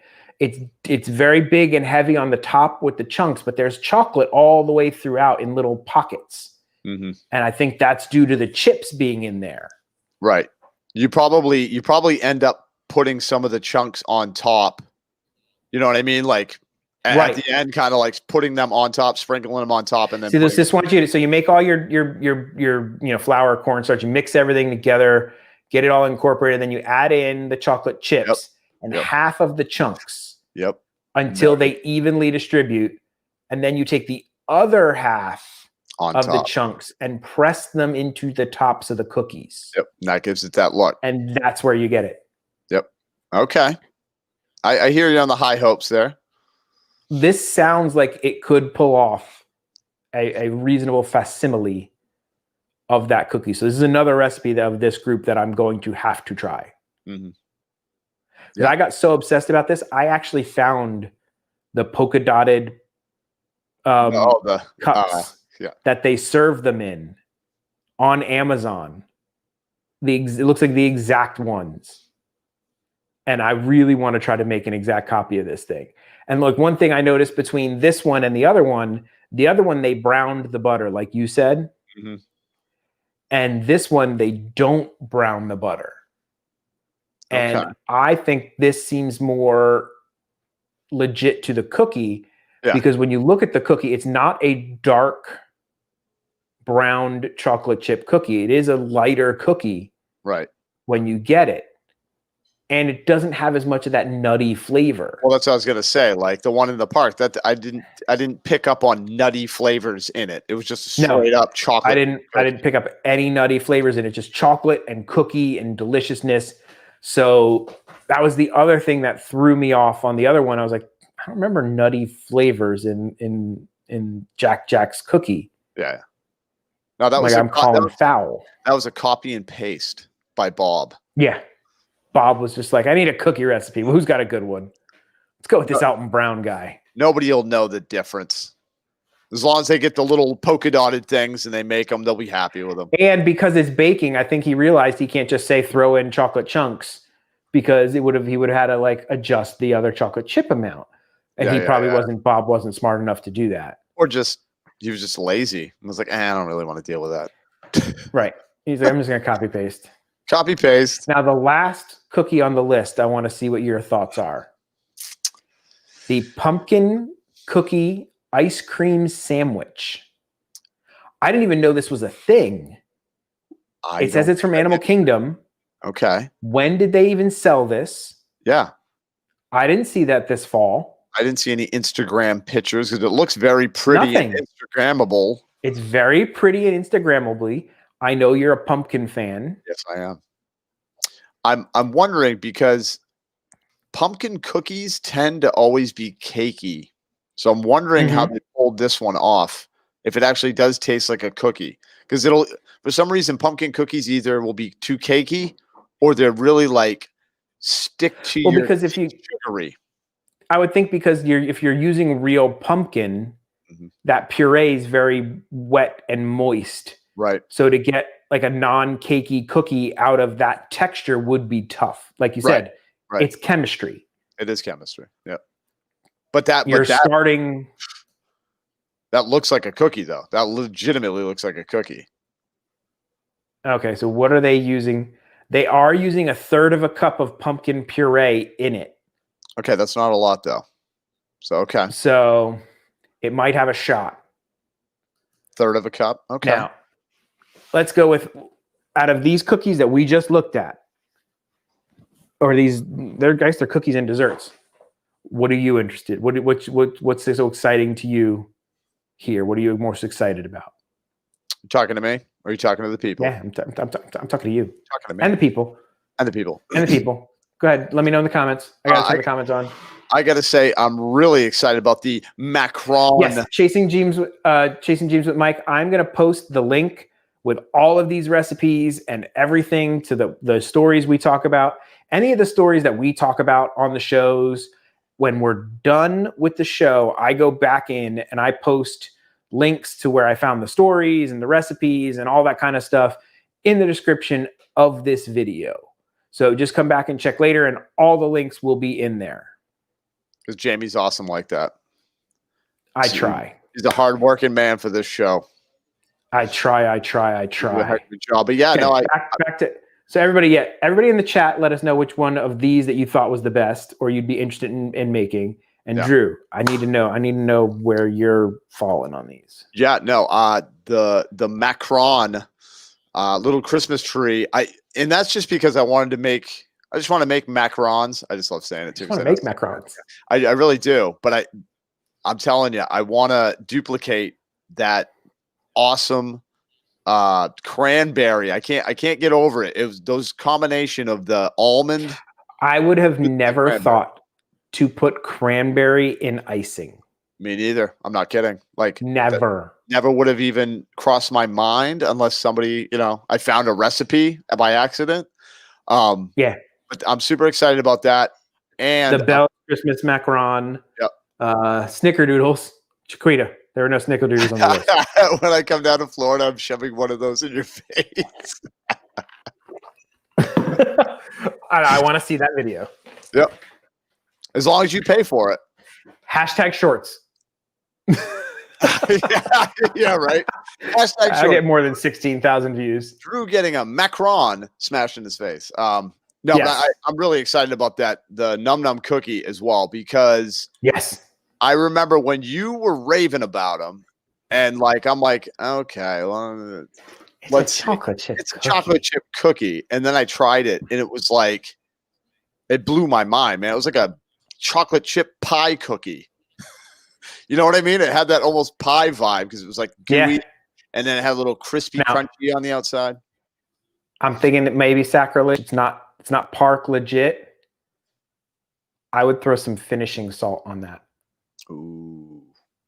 Could you imagine a Jack's Num Num with the finishing salt from the Gideon's cookies? Dude, we should tell Disney about that. Maybe they'll watch this and then get the idea. Seriously, be like, just salt, just salt a little bit. Yeah, does not a whole bunch. No, and the big chunk ones. Oh my god, dude. Yeah, little pockets of salt. I think we both need to try and make these. Mm-hmm. So we both need to try to make the Num Nums, and we both need to try to make the macarons. Macarons.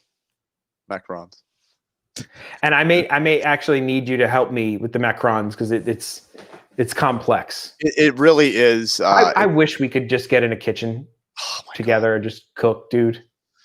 Did you know? I didn't know this was a thing. Sorry, this is actually has to do with what we're talking about. Did you know that you can rent out a kitchen space? Oh, no. That sounds so good. Yeah, where I live, I'll find out the information again because I talked to somebody and they go, "Oh, there's a place that you can rent out their kitchen space." People do it when they're doing farmers markets. There's a guy that legitimately just goes in and bakes off his pies. I think it was like Friday night. He has like 6 hours in there, bakes them off, and then like sells them, Saturday morning. And he does it every week. You can legitimately rent out a kitchen space. I didn't know that was a thing. So I don't watch a lot of reality shows anymore, but flipping through Netflix, and I ran across like some sort of baking competition, Sugar Rush or something. And I had this vision in my head of me and you on a baking competition. Dude, that would be Could you even imagine? Dad and Drew's field trip to the... I can't say that I'd be a good baker at all. I'm probably not. I'm more of a savory cook. I will 100% say I'm not a baker. But you know what? You say that, Jamie, but I think if you know how to follow a recipe... I can follow a recipe. Because but I just think the two of us attempting to do the silly things that they have you make would be bonkers. We'd make magic happen, dude. We'd make magic happen. I know we would. I don't know if we'd win with the flavor of the cake and all that stuff, but we would win on entertainment value alone, I think. Absolutely. They'd probably be like, you know what, you guys you didn't nail it, but we kind of like having you around, so you made it through the next round. You know what? You guys didn't even try to bake what we told you to bake. Somehow you went off on a tangent and you baked a Christmas macaron. Yeah, we were baking cupcakes. Yeah, cupcakes, straight up cupcakes. And you decided to and we'll be like, I'm sorry, and we'll be like, we're sorry, we refuse to bake a cupcake. We've had enough cupcakes in the parks, dude. We send his wife off for desserts. And she comes back with a cupcake, and it's not even supposed to be a cupcake. So, under principle alone, we have baked you this Christmas macaron. Well, they're just looking at us like, get out. Just get out. Get out. Stop it. You know what? We're not even rolling the cameras right now. We just want to see what you guys were going to do. Oh, man. And you failed. Yes. Oh, bake me some almond flour. Dark chocolate. Ooh, that sounds good. Some almond flour. You know what? You know what's funny? Disney Stranger. And call them Moff Gideons? Yeah. Why would they be Moff Gideons? I actually have they're dark vlog chocolate that I made gluten-free chocolate chip cookies. It's the best gluten-free chocolate chip cookie I've ever made. You should check out that recipe that I have. It has almond flour and a little bit of coconut flour. I hope you lose for doing that. It's a macaron. A macaron. You know what? Oh my god! We should get Sammy a little macaron ornament for her Christmas tree. So every time she looks at it, she thinks. Every time she sees it, yep, she thinks of us. She says macaron. Every time someone eats a macaron, Sammy gets her wings. to fly over here and smack us in the head. Just shove a macaron in Drew's face. I have not watched Nailed It. I saw the little preview for that, and I thought that would be something interesting too. Hey, thanks for stopping by. D for Disney. Have a great night. Hashtag Macron. That's awesome. I love it. I love it. That's great. That's great. But I think we both definitely need to at least make the cookies, and then attempt the good old tree. Yep. Because I also want to make macarons because they're delicious and I want to try them. Yeah. And we want to make. I think I could pull off little Baby Yoda ones too. Oh yeah, I want to make the Baby Yoda ones. So I figure if I can pull off maybe start on Baby Yoda and then pull off the other one later because it's a little bit more 3 stacks. You got different sizes and you pound them. Yes, I'm so happy, Sammy. Made my day. And you know what, Sammy? It's almost as good as you coming on the show and me kicking you off. Almost as good. But that's for her backing out of the gummy bear challenge. Yes. Oh, Drew, do you know what I just realized we didn't do? We didn't do any hot sauce. We didn't do it. Hot sauces tonight. What? That's crazy. I got them on the shelf. I guess we can just grab one. Okay, which one are you going to grab? Let's let these people pick. Yeah. Here, okay. let's take a couple. All right. Let me see if I can make it all the way back here. You pick a couple, and I'll. All right. Let's see. Ooh, Scotch bonnet sounds good. All right, here we go. I got 4. We'll let you folks, you lovely folks, pick. All right, 4 7s. Another 7. Are you doing ones that we haven't done, right? Ones we haven't done. Yeah. Okay. Pick the hottest one and burn your freaking tongue. Oh my god! Wow, habanero. All right, so okay. I don't think we have any 10s left. I think we only have 7s left. What I have left here is habanero, and then the rest of them I think are shark bites, right? Yeah, I've got a habanero fever, and then we got some shark bites. Okay. Yeah, the only one I have, and the rest are shark bites. So the ones I grabbed is a Spinner Scotch bonnet pepper sauce, which is this one. Yep. Okay, I got that one too. Yep. And this is a 7. I think they're all 7s. Yep. And then there's also a habanero fever hot sauce, a 7, which is this one. Yep, Drew's got it up there. Yes. Yes, I like it. Yes. And then we'll go with one other one, the Mako Hammerhead pepper sauce. So these are our choices here, folks. Do you have that one, Drew? I do, yes. Bam. All right. Bam. Let us know which one you guys think we should try tonight. Like Sammy says, do the hottest one. Moff Gideon's Bakehouse. I got it. I was a little slow on the uptake on that one, stranger. Dude. Oh my gosh, dude. It went over my head and I could not catch it. I just could not catch it. I would catch it. I just didn't catch I it. did not catch it. I so did. Straight over my head, man. That went straight over my head as well. Trish says all of them. That's just mean. We got to break it up over the weeks. We need some time to drag this out.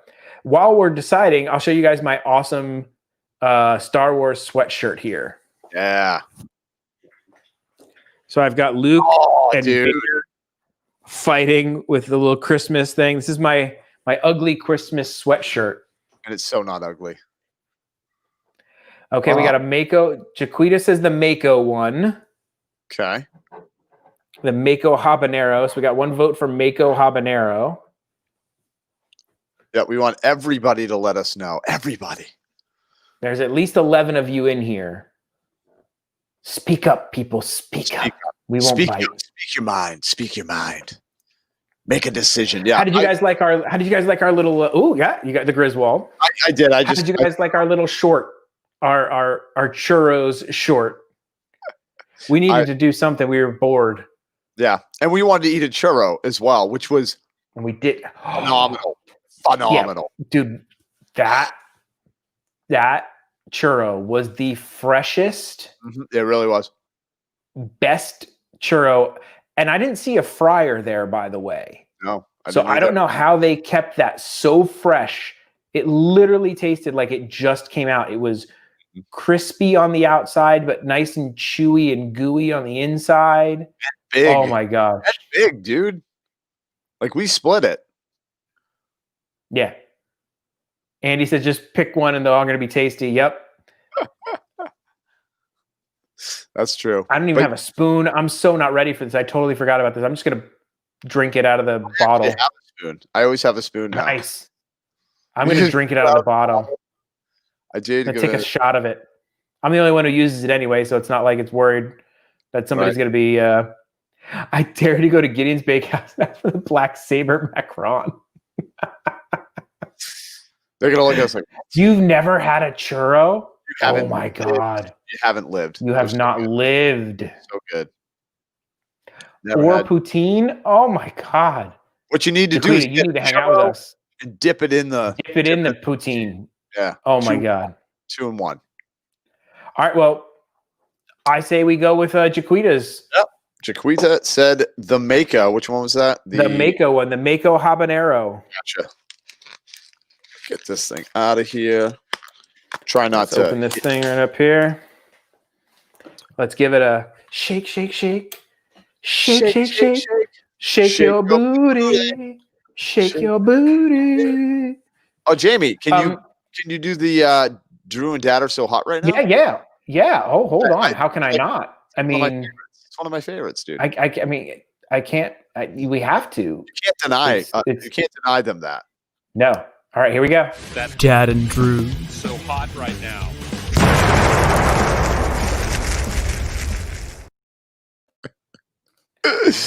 It gets me every time. Makes me laugh every time. Gets me every time. Gets me every time. Will Ferrell. See how we brought that back? Will Ferrell, we brought it right back. And remember, you guys have a chance to win a Loungefly backpack donated by the very patient and nice Sammy Macron. She donated the backpack and we're giving it away. All you have to do is try the Toe of Satan challenge. We're going to have everybody on the screen. We got, I think, 2 in right now. We're hoping for more. We're coming up with a booby prize, a second prize, because everybody doesn't think that they'll be able to outlast Andy. But you never know. You never know. Andy might be on an off day. He might have an off day. Andy's I'm opening this sucker up. Yeah, I took the little thing off. It has the white. It's got the white sucker on there. Yep. That's got to come off. Come on, buddy. There we go. We don't need that. No, we don't need no stinking whatever it is. Oh, you cheated. You tasted it. Oh, I didn't even realize that. Oh my God. You ready? Almost. Oh wait, you just drinking it from the bottle? I'm just going to the bottle. All right, Jamie. Cheers. L'chaim. L'chaim.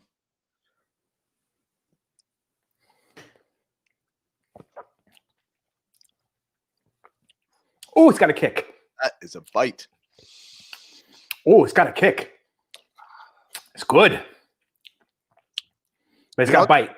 It's got a bite, but the bite kind of. But the bite subsides. It's like a hit. Yeah. And then it rolls down. Taste though, on point. Mm-hmm. Have not had a loser. No. From this group yet. Dude, this. Oh yeah, and just in case they don't know, this is House Autry that has provided this for us. A local hot sauce company here in Florida, and we highly recommend the heck out of them. It's like Jamie said, They can find them at Publix. Yeah, you can find them at Publix. You can also order them online. I'll throw the link to their hot sauces in our description. And we have not had one hot sauce that has come from them that was not fantastic. Yeah, not one, which is crazy. Now, you want to win that backpack that's shown right there. Yeah. All you have to do is buy a $7 lollipop. The link's in the description. Come on our show. put said lollipop in your mouth at the same time other people put said lollipop in their mouth. And the one who keeps it in the longest wins that backpack. Yep. Yep. And Drew and I won't even sign it to ruin it. No. We're just going to send you a normal backpack, pristine. Yes. Yes. And maybe, I don't know, a picture of us maybe tucked in the zipper or something. Yes. Like really hard. Like the one we did back to back in the snow. Did we ever post that?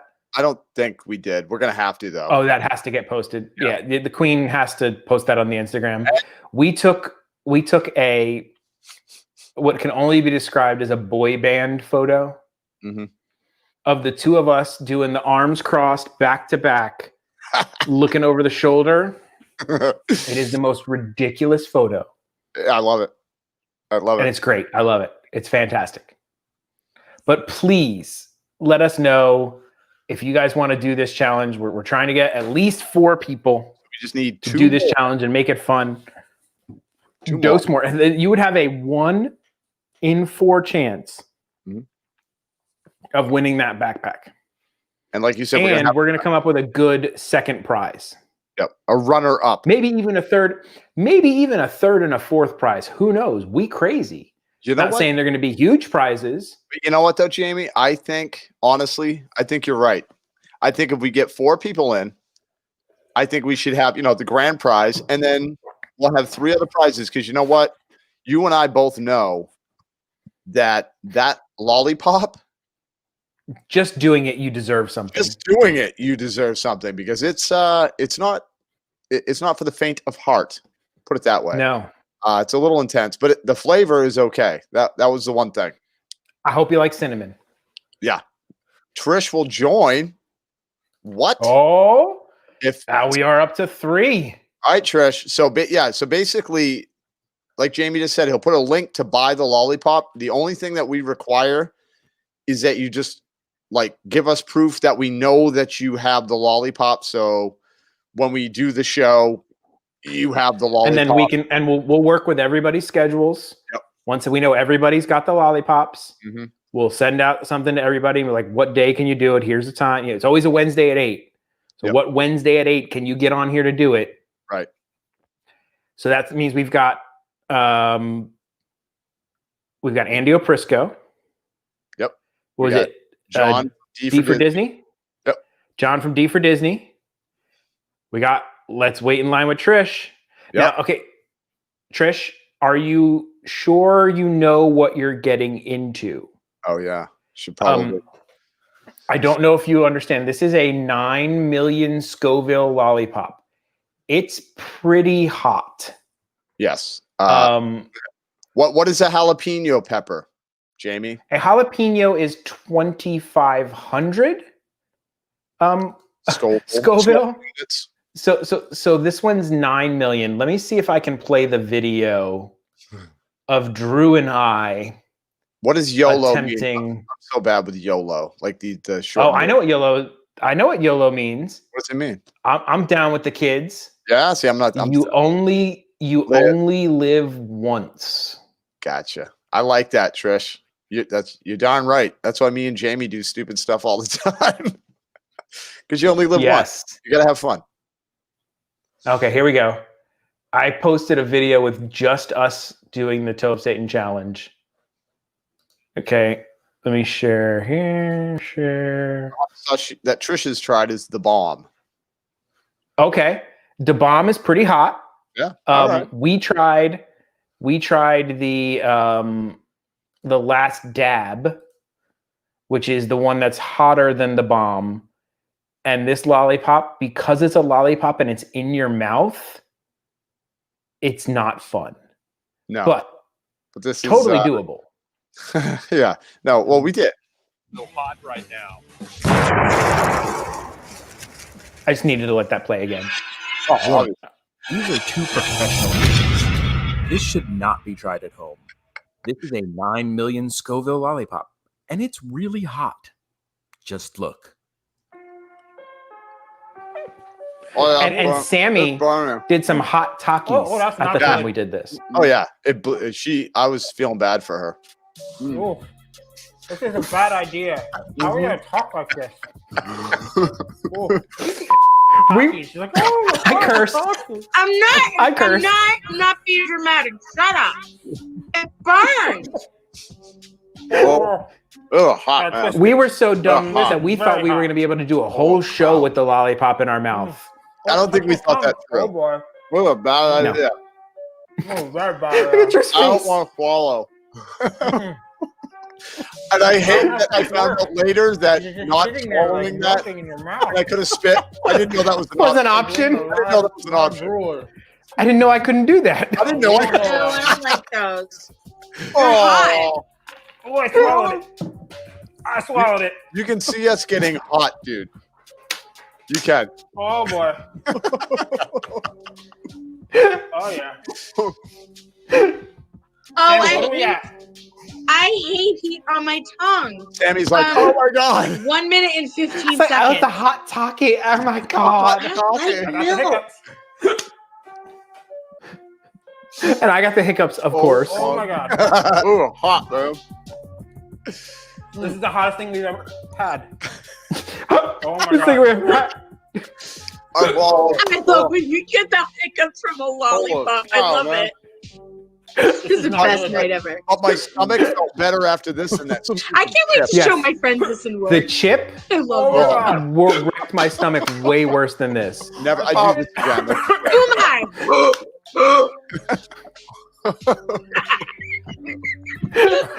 I'm gonna need a hat. Oh,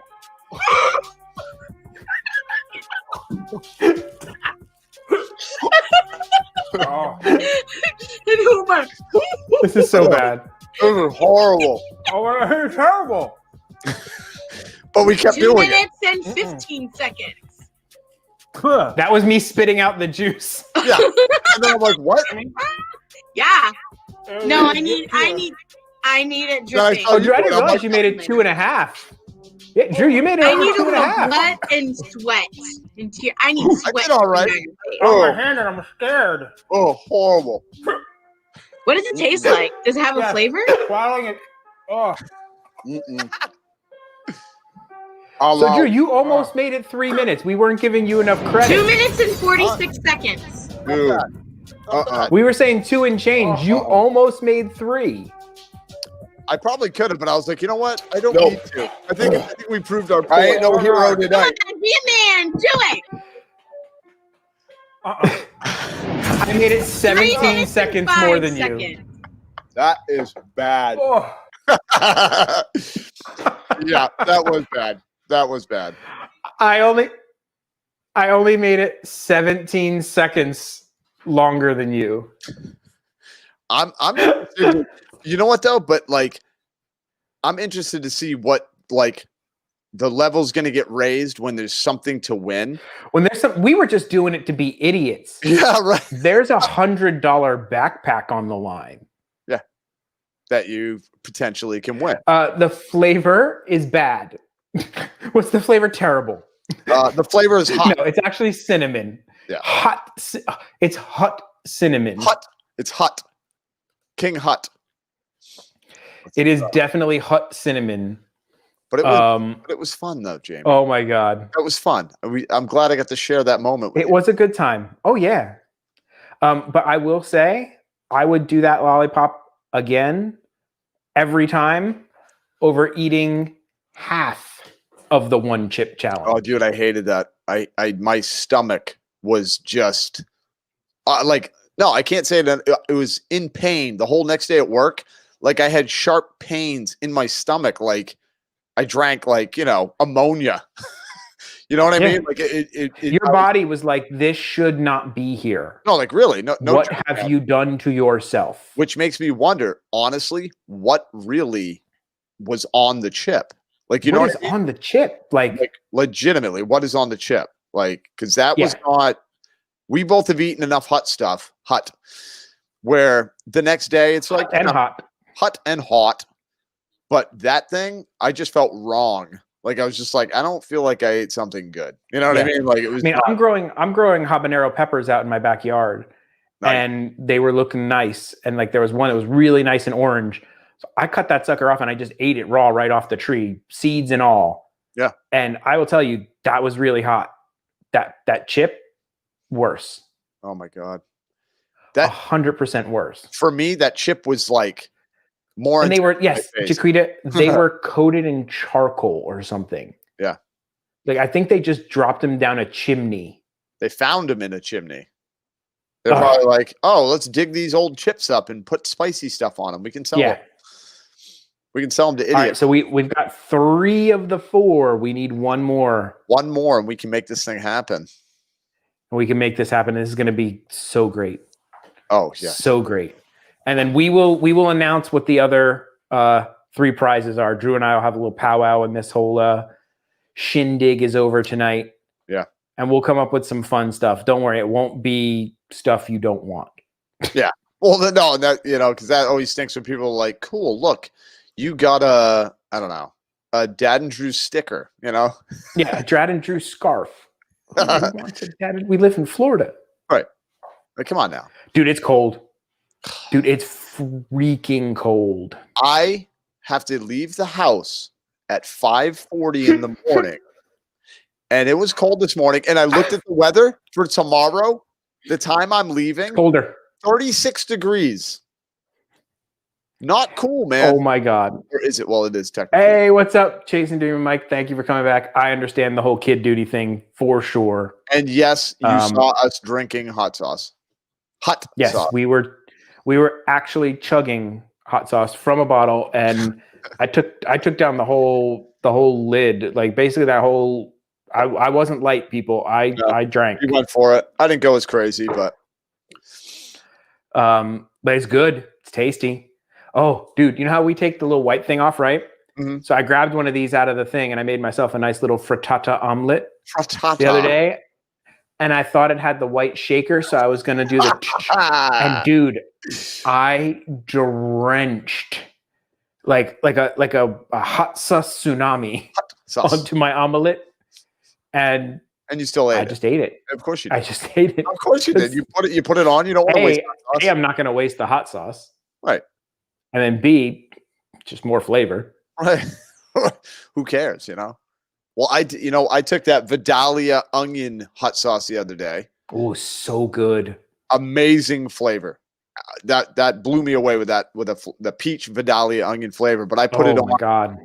My Veronica got fresh eggs from her friend at work, like that has chickens. Fresh eggs. Okay. Fresh eggs. Oh, I thought you said French. No, I was like, what makes the egg French? It says oui oui. Like, no. does it like cheese? It likes a cheese. Is it something like this? Your egg. like I'm your the egg cheese. today.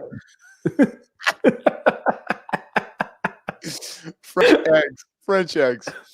Omelette. Disney Stranger said The omelette. Omelette. No, yeah. A mullet? Fresh egg. I had a mullet. No, I never had a mullet. I never had a mullet. I never did either, but I kind of want to grow one. I had a samurai cut. Oh, that's right. You did. You should bring that back again. I should bring that back. My wife would divorce me immediately. Well, Veronica's thinking about it with this. As you can see, Dad's beard is a little bit more tame because we had a wedding to go to, and I was told I was not allowed to sit at the table with the family if I looked the way I did. Yeah. Well, I get that too. I love the infamous thing where Veronica's like, all right, we're going to leave and we'll be going somewhere. And I'll be like, okay. And she'll go, you going to wear that shirt? You wearing that? You're wearing that? And I'm like, all right. So what you're saying is I'm not wearing this. Pick something out for me then. All right. Back to your French eggs. Oh yeah. My French eggs. Yeah. Fresh eggs, dude. With that Vidalia, peach Vidalia. Oh my word. Yeah. Dude. So good. It was almost like hot sauce jam. You know what I mean? Like, it's like a hot very sauce sweet jam. chutney type flavor to it. So good though. You mix that with like the habanero, another one. Yeah. Andrew, you look like shit. Okay, it's weird to hear somebody call you Andrew. I didn't even know he was talking to you at first. Yep. No, I've been called Andrew, Andy, and Drew, but for some reason, Drew always wins. Always wins. But yes, Shaggy. I have to answer to anything that starts with a J in my family because my dad and I have the same name but different middle initials. We have different middle names because my dad did not want a junior. He was dead set against it. My mom wanted a junior, so they fought about it. And shocker, my fun fact, I'm a New Year's baby. So Are you really? yeah, New Year's baby. Wow. And I was the first baby born where we lived. So we made the paper and everything. And so it was like, first baby born of 1977. And in the clipping of the newspaper, it says unnamed Bennett boy, because my parents were still fighting. No way. Really? Over what my name was going to be. Oh my word. So they settled on me having a different middle name than my father, and then giving me a nickname. So my name is James Bennett, but my nickname with the family was Jamie. And that was because Jamie was my mother's favorite character on General Hospital. Really? Yes. Okay. So that's where that came from. So my dad, his name is James, but he goes by Jim. My name is James, but I would go by Jamie with the family. That's why Christian calls me Jamie. That's why I call you Jamie. And then everyone here in Florida that knows me calls me James. All my friends in Florida call me James because that's what I was. When I got to high school, I was like, I don't want to be Jamie anymore. I want to be James. Yeah. So everybody from that point on only knew me as James, other than my family. So if it's Jim, Jamie, James, Jimmy, John, anything that starts with a J, I have to just look and see, are you talking to me? Jingleheimer. Is it me? Like, but yeah, so that was the whole thing. Like that my parents were still fighting over. So I'm unnamed Bennett boy in the newspaper clipping. That's so awesome. Jamie, the unnamed Bennett boy. Now, Yep. so here's my question. Because I called you Jamie because I was introduced to you as Jamie, or you were introduced to me as Jamie. Does it bother you that I did call you Jamie, or were you just like, whatever? No. Okay. Whatever. No, I didn't I have know. gotten to used to the point of just literally answering to anything. Yeah. And that's usually how I would know how long a person had known me.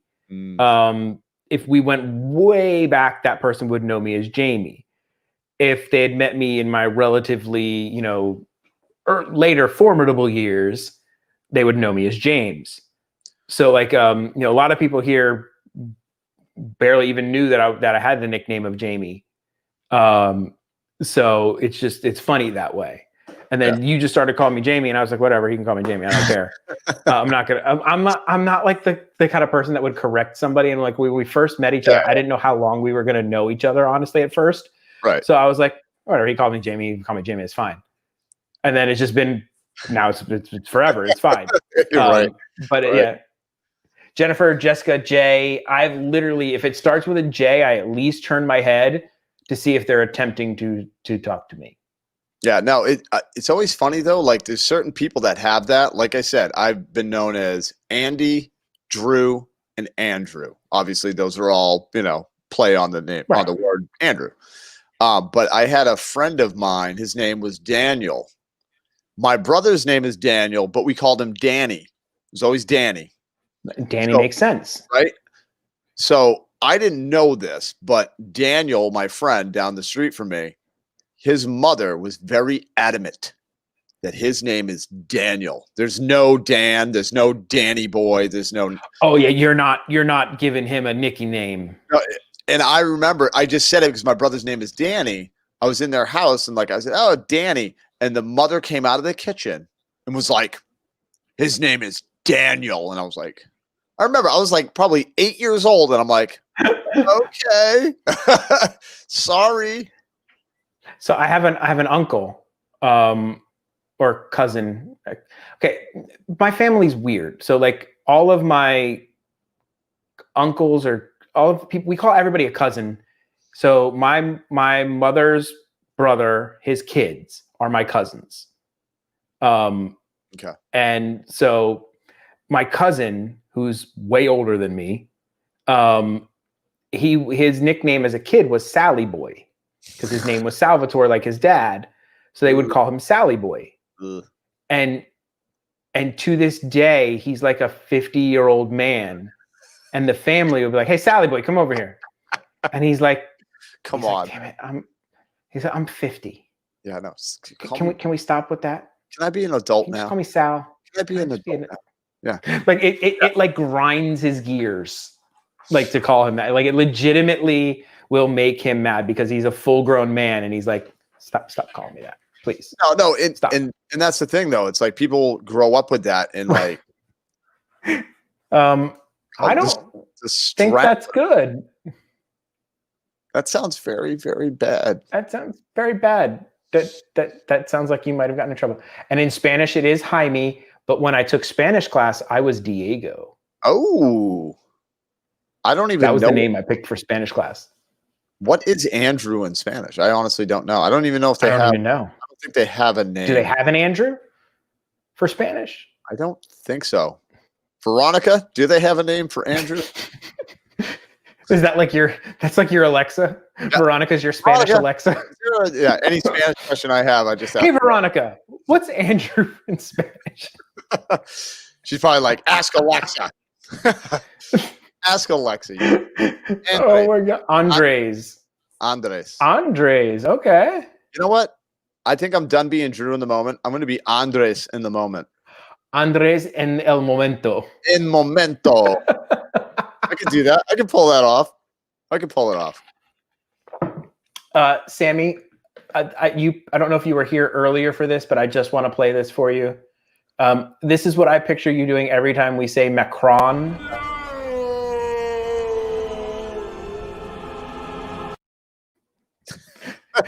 Either that or I just had to get those two in again. Yeah, absolutely. Macron.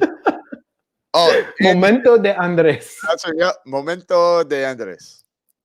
That'll be on my Spanish Drew in the Moment page.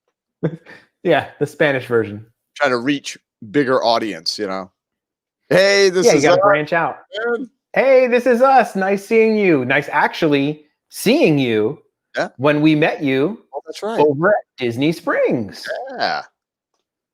Gotta love Disney Springs, man. And then I met Nick again at Magic Kingdom on that Sunday. No. Yeah. I was in Frontierland over near Splash Mountain, sort of. Uh-huh. And then he came up and was like, "Hey, what's up?" I'm like, "Oh my God, dude!" Like, because that's so cool. I've seen them, you know, in their vlogs and stuff like that for a while, but we never met. And then, like, within a weekend, we met up twice. So that was kind of funny. You will love that phone. Oh, that phone is amazing. Yeah, I really like it. The nighttime performance on that phone, even above the 11 Max, which was good. Yeah. Blows the 11 Max out of the water in my opinion. It's stellar, dude. I noticed, and I'm not a huge tech guy, so I don't know everything, but I could simply understand the fact that when I went to Hollywood Studios, when we first used it, outside it was like getting dark, and I'm looking at the screen and I'm like, it's all lit up. You know what I mean? And I'm like, that's insane. Insanely good quality. Yeah. It's literally night vision. You could just like be like, I can't see anything. Hold on, let me just look through my phone. Oh. Yeah. Wait, it looks better through my phone anyway. Amazing. But yeah, you know what? It's so smooth, even if you don't have a gimbal. I was going to say, you might want to bring your gimbal when you use your iPhone 12. So you tested my theory, because I did a little walk around the house and I thought it was pretty much the same as the gimbal. But Drew did an extended test. Yes, I did. And it was not the same as the gimbal, was it? No. And I was trying to be pretty good about it, but I mean, it definitely to the point where your children made fun of you. Oh, they always do anyway. Yeah. Even if I had a gimbal, they made fun. They made fun of you how you were walking. Oh yeah. They're like, Dad, you look so ridiculous. I'm like, dude, what do you want me to do, man? I look like a marching band color guard. Junior starts to do Ola Andrews. Okay, you know what? And I might have to do that. I'll do that. Oh next my time. God. Do you know a bit of Spanish or? Un poquito, which means a little. For those of you, I knew that much. Yeah, I know where I can ask where the bathroom is. Yes. I understand more than I speak. Like, not that I like understand it fluently, but I can understand enough when people are talking Spanish to kind of have an idea what they're talking about. That's pretty much my basic understanding of Cebuano, which is the language that my wife's family speaks. Which is not like most Filipino, not most. There's 47 dialects of language in the Philippines. One of the big ones is Tagalog, and that's what most people will when they say somebody's speaking Filipino, that's what they're thinking of. Yeah. But my wife's family, they speak a dialect of it called Cebuano, which is different. So, because I've always wanted to learn it, but like there is no Rosetta Stone, there's no nothing to learn it. Right. I could learn Tagalog if I want. There's those things for that, but there's literally nothing to learn it because it's a dialect. It's not the main language. So nobody's ever took the time to make it. Right. So I've picked up things over the years of living with her, because her mom talks it all the time and they talk to each other and all that stuff. So I relate it as I know enough to know when they're talking about me. Yeah. Is pretty much the amount of the language that I know. I can tell when they're talking crap about me. Yeah, that's important to know. Yeah. Yeah, it's really important to know. Yes, I can do Donde está el baño? Jaime. Yes. Yeah, I know a little bit. I know some of the colors. I know, I guess I could say I know a Dora the Explorer amount of Spanish. Yeah. Yeah. Which, you know what, dude, I actually watched that, like, with the kids when they were growing up. And actually, I'm sitting there like a little kid, like trying to learn. No, because it actually teaches you, man. Like, you actually it does. It does. You actually learn stuff. So you had me learning that. And then, my mother-in-law was watching. There was another show that kind of did the same thing that she'd watch to help her with English. So like we were both like watching. It's funny. I had a friend of mine whose nephews, they lived in Los Angeles, and they're Vietnamese. And the area that they lived in, like, you did not need to know English to live in that area. There were so many Vietnamese people in the area. So like his aunt literally spoke not a word of English and had been there for years, because there was no need for her to speak English, because everything she did in her little zone, she could do. It was like being in Vietnamese. It was like being in Vietnam, just here. But her kids, they wanted to be more American. So the kids learned to speak English off of watching the TV with closed captioning on. Yeah, that helps, man. The closed caption. Now, that's how they did it. Does that annoy you? Italian and Irish. No, I have the closed captions. I've had them on almost all my TVs for years now, ever since the kid was young, because we would have to watch things really low volume as to not wake up the baby in the bed with us. Gotcha. So we just got used to having the captions on so that you could tell what the heck was going on with the volume really low. I need it now, dude. We've had it on for years as well. Like, I'm not kidding you. Like, it doesn't feel right now if it's not on, because I'll be watching it and I'm like, wait, I didn't hear what they said. And then I look down below. I'm like, oh, okay. It helps. Like, if you don't understand what they said or the volume. One of the other reasons that we have to have it on, my wife is hilarious. If anyone speaks with an accent, even if they're completely understandable, she doesn't hear them. Yeah. Because she's too distracted by the accent. Yeah. So even if it's like, a Scottish person or talk it like this, like you can totally understand all the words that they're saying. Yeah. She's just enamored with the fact that it's a Scottish accent, and she's like, I didn't hear a word they said. So we have to have the closed captions on. I just heard Scottish.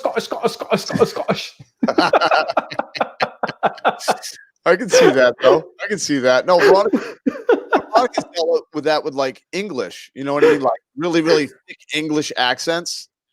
We'll watch something. She'll turn over and go, I didn't understand a word they just said. Because it is only understand a little pip over here and chop chop chop. And, pip pip cheerio. We're gonna go have a cup of tea and And then she's like, what did they just say? I'm like, I don't know. A cup of tea, maybe? I don't know. Yeah. Oh, speaking of I was watching total tangent. Have you Jon Favreau, Mandalorian, we talked about Elf, he directed that. He also starred and directed in a movie called Chef. Oh, you were telling me. I talked about it before. Yeah. It's on Netflix. Really? Right now. Okay. And I had never actually seen it. I knew he did the movie, but it was never streaming anywhere free, and I was never willing to pay for it. Of course. So it was finally on Netflix, and I watched it last night. Nice. And that's a damn good movie. Really? Yeah. That is a damn good movie. It's got heart. It's a father-son story. Okay. It's got lots of good cooking in it. It's got humor. It's real, and dude, his knife skills are insane. Really? They show close-ups of him doing the chopping and where you hold your knuckles and you run the knife along your knuckles as you're moving so you don't cut yourself. His knife skills are good. I'll check that out, dude. Now it's Jon Favreau. It's the other guy? Jon Favreau and John Leguizamo. John Leguizamo, that's right. Love me some John Leguizamo is in it, and I love me some John Leguizamo, man. That man can flat out act. Mm-hmm. He's awesome, dude. And then there's even a cameo by Robert Downey Jr. And the character he plays is so perfect. It's not even it's him, but it's not. Yeah. But it's him. And it's him playing a character of himself. Okay. And he does it so well that it's just great. And you were a chef in Michigan, executive chef for Cat Chorus Tap Room. Oh, Cat Chorus, she's one of the Iron Chefs, right? I think so.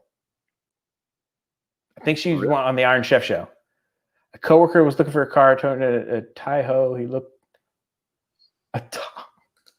Wait, what? The coworker was looking for a car, told me he wanted a Taiho. It took a while for I gotcha. I got you. With the accent. Yes. Well, because we all have accents. What is there a Jersey accent? Oh God, yes. Yeah. What is there's what really you will hear somebody, if you ever hear somebody say wash.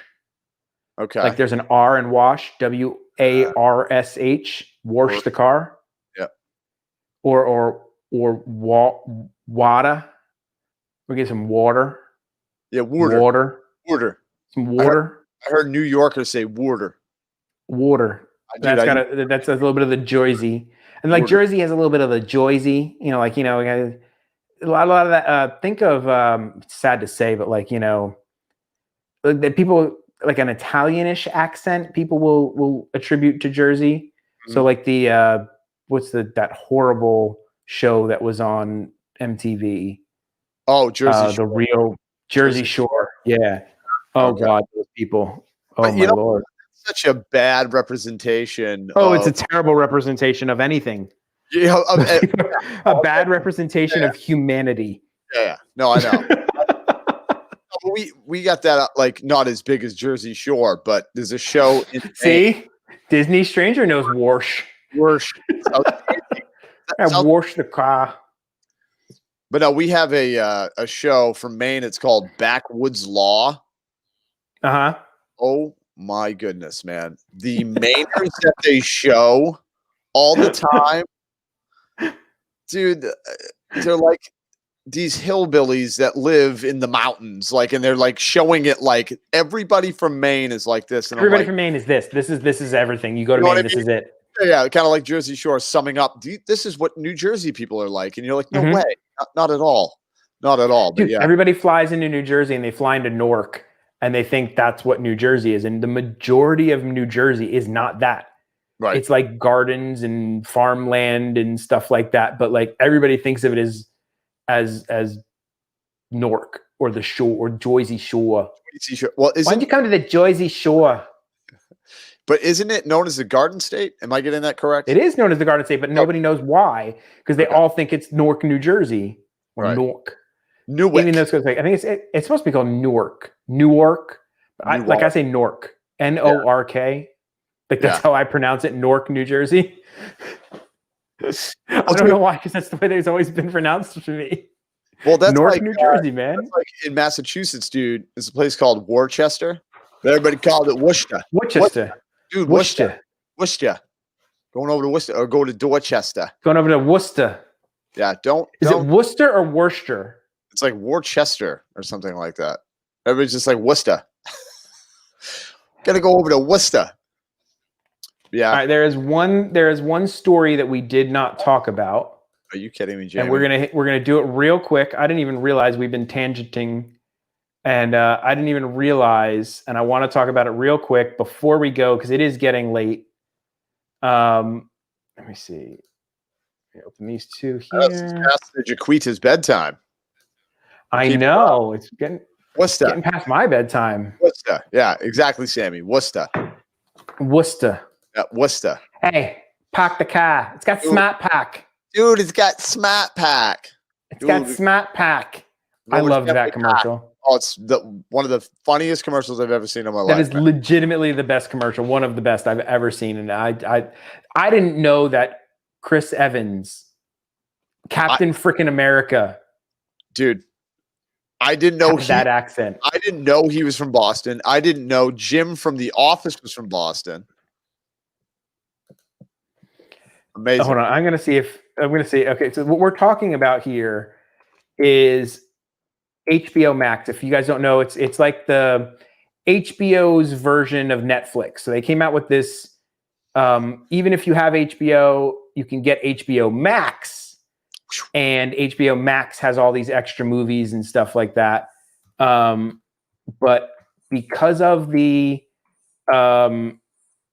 pandemic, Warner Brothers has announced that they are basically releasing every movie they're making to HBO Max at the same time it's going to go to the theaters. What? Starting with, wow. Starting with Wonder Woman. Wonder Woman 1984 on Christmas Day is going to be available to watch on your smartphones, on your TV, whatever, on HBO Max for free. If you have HBO Max, no extra charge, you'll be able to watch the new Wonder Woman movie. And here's the other movies that I saw that were interesting to me. Tom and Jerry. They're making a remake of Tom and Jerry, by the way, a live action Tom and Jerry movie. Are they really? I had no clue they were doing this. Yeah. I didn't either. I didn't know anybody was asking for it. No. I didn't know anybody wanted it. Nobody wanted it. I'm going to watch it. I love Tom. I want to know how violent they're going to make it, because if you go back and you watch Tom and Jerry, them some violent cartoons.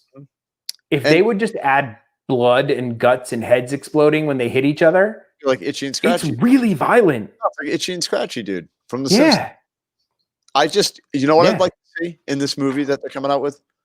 Tom wins. Yes. I want Tom to win, man. Tom needs a win. Tom needs a win. He really just needs one win. He's lost for years. Just like Wile E. Coyote. I would like to see Wile E. Coyote, somebody hand him an Amban phase rifle and just let him disintegrate the crap out of that meep sucker. Or just get Boba Fett to help him track everything down. He hires Boba Fett. He hires meep. Bam! I'd pay money for that in the theater. 100%. Oh, dude, I totally would. Can you imagine that visual? Yep, meep. Bam! meep this, mother. Oh my god. Poor Roadrunner, man. Oh man. That is funny. Godzilla versus Kong. I'm kind of excited to see that. I am, but once again, that's another one. I'm like, was anybody asking for that? Not like I'll watch it, but yeah, I feel like they've done. Who's your money on? Who's your money on? Honestly, I got to go with King Kong, man. Really? I think I would have to go with Godzilla because he breathes nuclear fire. I get that, but Kong's a monkey. Yeah, but I think he's a little more agile, and he has opposable thumbs, so he can get him in a headlock. Now they have increased Kong's size exponentially because originally King Kong is remember he was on the top of the Empire State Building, so he was maybe 10 or 12 floors worth of the Empire State Building, right? And Godzilla was walking through New York, and his head is over the Empire State Building. So he's 100 times bigger than King Kong.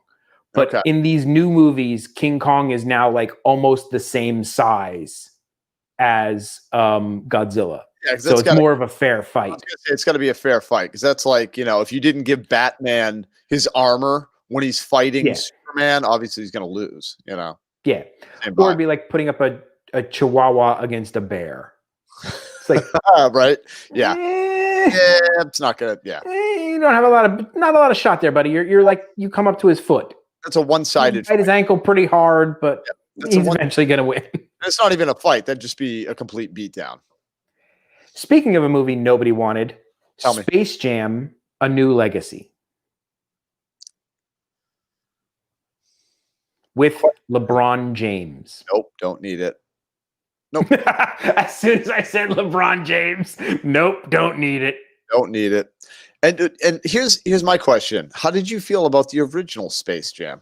I love the original Space Jam. I was totally Looney Tunes. It was great. Bill Murray. Yeah, no, I enjoyed it, but for me it wasn't ooh, this is a classic I'm going to watch forever. It was just that was fun. I've watched it a couple times and it was neat, but it was for me I was just we can move on. It has a cult following.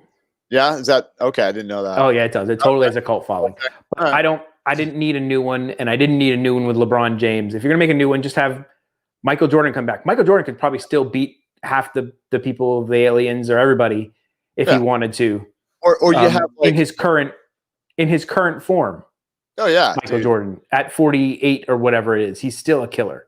Or you could just have you could get a new story, which I like when they have Michael Jordan have a kid. And kind of have the kid kind of take, it's like passing the baton, have the kid kind of take over and be the guy or whatever. Now, here's one that I think people do want: the Suicide Squad. The new there's a sequel directed by the guy who directed Guardians of the Galaxy. Oh, that's going to be James Gunn. I hope he doesn't do it. James Gunn is the director. I hope it's not 2 Guardians of the Galaxy. Right. For Suicide Squad. You know what I mean? Mm-hmm. No. So I'm looking forward to that one. I love me some Suicide Squad. Dune. Do you like Dune? With Batista. Really? Dave Bautista is one of the main characters in the new Dune movie. Got to see that. That's a must see. I was a fan of Dune. It's a freaky movie, but I liked it. Yeah, I like the concept of it. Space Jam with Kanye West. No, Kachita, I don't need to see Space Jam with Kanye West. No, thank you. No. Absolutely not. So I'm excited that, we're just glossing over these. We can go over more of these later because we're actually late. The Matrix 4. Anything you put Keanu Reeves in, I'm down. Me too. He's the best. That's human being. John Wick goes Matrix. I'm all down for it. Whatever. Oh yeah. Do it. Yeah. More These Keanu. are all going to be free on your TV if you have HBO Max. That's crazy, man. And I think the one I may be the most excited for is they're making another Mortal Kombat movie. Mortal Kombat was my jam. Yeah. Video game wise back in the day. And then that first movie they made was great. They nailed it. They had Shang Tsung. He was the perfect Shang Tsung. They nailed that movie. The other ones were kind of hot garbage. Did they make more than one Mortal Kombat? Oh, they made 4 or 5 of them. Really? I thought there was only one. And okay. Oh. and Jamie's gone. So hi, everybody. I hope Jamie didn't kick the Ethernet cable out. I did not kick the Ethernet cable out. I meant to hit a button to go to a different window, and it just completely closed the entire window. As soon as that happened, I went, oh, I think we lost Jamie. But the reason that happened is because I want to, and I don't care if they shut down our stream, because we are playing the Smart Pack commercial. Why not? I don't care. Hyundai, you want to give me some money? I almost bought a Hyundai. Yeah. But we ended up with a Kia, owned by the same company. But in my opinion, this is one of the pinnacle of commercials. Oh, look at this guy. Hey, Rachel, how are you? Hey, good. How are you? He's not getting that car in there. No, sir. Look at these two troublemakers. Hey, Johnny, how are you? Wicked car. Is that new? Yeah, it's a Sonata. Let me pack it. Oh, you're not fitting your car in there. Chris, stop being a smarty pants, all right? Who's got Smart Pack? Smart Pack? Just hit the clicker. Car pack itself. It's smart. Wicked. Pack it anywhere. How about Dorchester? Packed it. Foxborough. Packed it. The Garden? Packed it. Saugus? Packed it. Swampscott? Revere? The Harbor? Are you kidding me? I packed it and then unpacked it. You unpacked it? Kid. Sonata ain't got no driver. That's all right. He's got Smart Pack. Hey, you can back there. He's got Smart Pack! Hey, whoa, it's a big pop. Wicked smart. This is a ghost car. A better way to park. Only available on an all-new Sonata with remote smart parking. Oh, Your bigness. Did you guys know he lived there? I had no idea. that's the best, dude. That is the best. Oh That was a Super Bowl commercial, and I was like, they win. They win. Oh, absolutely, dude. 100%. Because you know what though? Like me from being from New England, I'm watching that going, these are all my friends that I talk to. Like it is legitimately like correct. That I guarantee you could have heard that conversation on the street walking by. That could be a real conversation. Oh yeah, dude. When you say the clicker, dude, you have no idea. The clicker. The clicker? My mom The clicker? should be like, seriously, where's the clicker? That's a remote. That's a remote, right? It's a remote control for the TV. A clicker. You can't park there. He's got Smart Pack. And what cracks me up, though, this is something that New England people know. When somebody says no, no, sir. What's that? Nosa? Nosa. You'll hear the chick in it when he's like says something or whatever, and she's like, no, sir. Oh, he's not going to be able to get his car in there. She said, no, sir. The first guy. Yeah. Okay, that's a thing. No way. Like, no way. No, sir. Oh, no, but Jamie, we probably will get taken off the stream. Why? Is it got music? Dude, no, it's a Casey Affleck. Saturday Night Live did a Dunkin' Donuts. It's like a Dunkin' Donuts commercial with Ben Affleck's brother, Casey Affleck. Oh my goodness. Okay, dude. it's a minute 49. We're gonna roll the dice because we are not monetized. Dude, you've never seen it? I don't think I've ever seen it. Oh my dude, it's brilliant. And then this will be the we'll close the show out with this because we have already gone 2 hours and 40 minutes. Yes, we have. All right, here we go. Awesome. I go back to Starbucks. But dude, seriously, in New England, that is also. So wait, there's another one. There's a different one because Kachita says this is new. Did I find the wrong one? That's the one. That's the one. I love it when he's like, I got the big one. Yeah, they said it was from 5 years ago. So yeah, that's the only one. I think that's it. Yeah. Oh, it's just great though. But that legitimately is like, you could see that happening at Dunkin'. Some dude like smoking a cigarette. Oh yeah. And outside. I'll tell you, I love me some Dunkin' Donuts. That was my coffee growing up as a kid, man. Oh yeah. Up north, if you're from up north, that was coffee. Like you weren't going to get a coffee, you were going to get a Dunkin'. Dude, you're going to Dunkin's, man. Like, well, we call it DDs or Dunky D's or whatever. Dunkies. Like I hung out in Dunkin' Donuts and diners pretty much while I lived up there. Yep. Diners are a big thing. Oh, I love a diner. There's no real good diners down here. I haven't found one yet, but I haven't really looked too hard. But there's no legit diners. Yeah. Like there's like people are like, what about Denny's? I'm like, Denny's is not a diner. No way, man. No. You haven't been in a diner if it's not owned by like a Greek guy who has too much hair on his shoulders coming out from the side of the shirt. Yeah. And like he's kind of politically incorrect and inappropriate. Yeah. And the waitresses, they're mean. They're really not helpful. Well, you got to check out Miss Portland Diner, man. Oh my goodness, it's the best in Portland, dude. It's a little hole in the wall, little like train. Okay, stranger. When I grew up, Wawa was a hole in the wall. It was like literally a gas station convenience store with like the regular pot of coffee. Like that'd been there for the entire day, and no one ever changed it. Like Waffle House is its own thing. It's not a diner. It's a Waffle House. Like it's like an IHOP. It's like an IHOP. Like, but it's its own thing. Like Waffle House is its own special level of drunkenness. Like I think probably the only times I was in Waffle Houses was when I was hungover or leaving a club drunk. Was probably the only time I had patronized, and it's probably why nothing can kill me. Because I've eaten enough Waffle House stuff, and if you can eat that, you're good to go. This ain't gonna do nothing to you. Yeah, right. Except for a chip. That'll that chip will mess you up. Yes. All right, folks. I think we've gone long enough. We've tangented way onto way different stuff. Oh, this is definitely we made it through all my stories, which I am proud of. Thanks for work, Jamie. And I think we did quite well. We have some baking to do. I got to make some cookies and some Christmas tree things. And we have to make some macarons. Macarons. I love macarons. Got you one more time. One more time for you. There's one more time there for the Sammy. Hashtag macaron. Macaron. And so Drew and I are going to figure that out. I will edit that footage of us being idiots around the Disney store. And we tried some holiday treats. Some were good. Some were not good.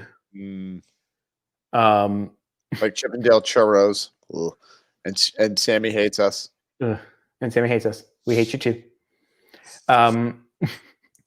And I'll put all the links to all the stories and everything in the description. Thank you for watching. We really appreciate it. It's just fun chatting with my buddy Drew. And we love chatting with you guys in the thing. And go ahead and share it out. If you think that there's somebody you think that might enjoy our idiots, go ahead and share the channel out. We'd appreciate it. Yeah. It would help us out. Get more people in, and then more people to more people to talk. Eat the toe of Satan, because now we have 3 people potentially. We got 3. We are 1 away. One away. One. Very exciting. One. I can't wait to see other people do that. Drew, what do you got coming up? What do I got coming up? Tomorrow we are going live. Where are we going live from, my dear? He doesn't even know. He doesn't even know. I love it. He doesn't even know. From somewhere. We're going to go live from somewhere. Sure. Okay, so we might not have a reservation. So we will probably go live. Disney Springs. Maybe Disney Springs or a resort. But we are testing out. We're actually going to stream instead of streaming through Streamlabs. We're going to stream through the YouTube. And we're hoping it'll be a purer stream. A pure stream instead of the connection issues we've been dealing with. For those of you who don't know, we've been attempting, and I include myself in the we because I've been trying to help them figure it out. Yeah. How to get a stable connection while live streaming at the parks or wherever around the Disney area, because there are people who do it and don't get connection issues. And we have tried. He's got some sort of weird Chinese hotspot. He has tried the AT&T Nightfire hotspot. Oh, that was a nightmare. He has tried Verizon service directly on the phone, and none of it has honestly worked yet. So we don't know. And if anybody knows a techie person that can help us figure that out, please send them our way.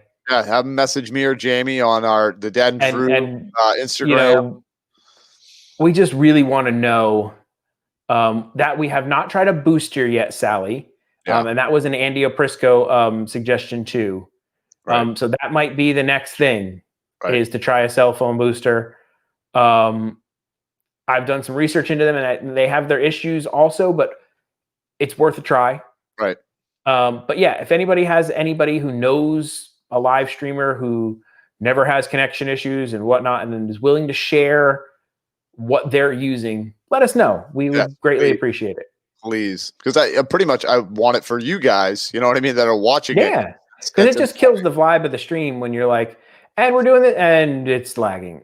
And then, but it did give me the greatest moment of all live streams that have ever happened, which was the 2-minute loop of the lovely Queen V staring directly at the camera, just her face in the camera, took up the whole screen, saying, "Hey guys, we'll be right back.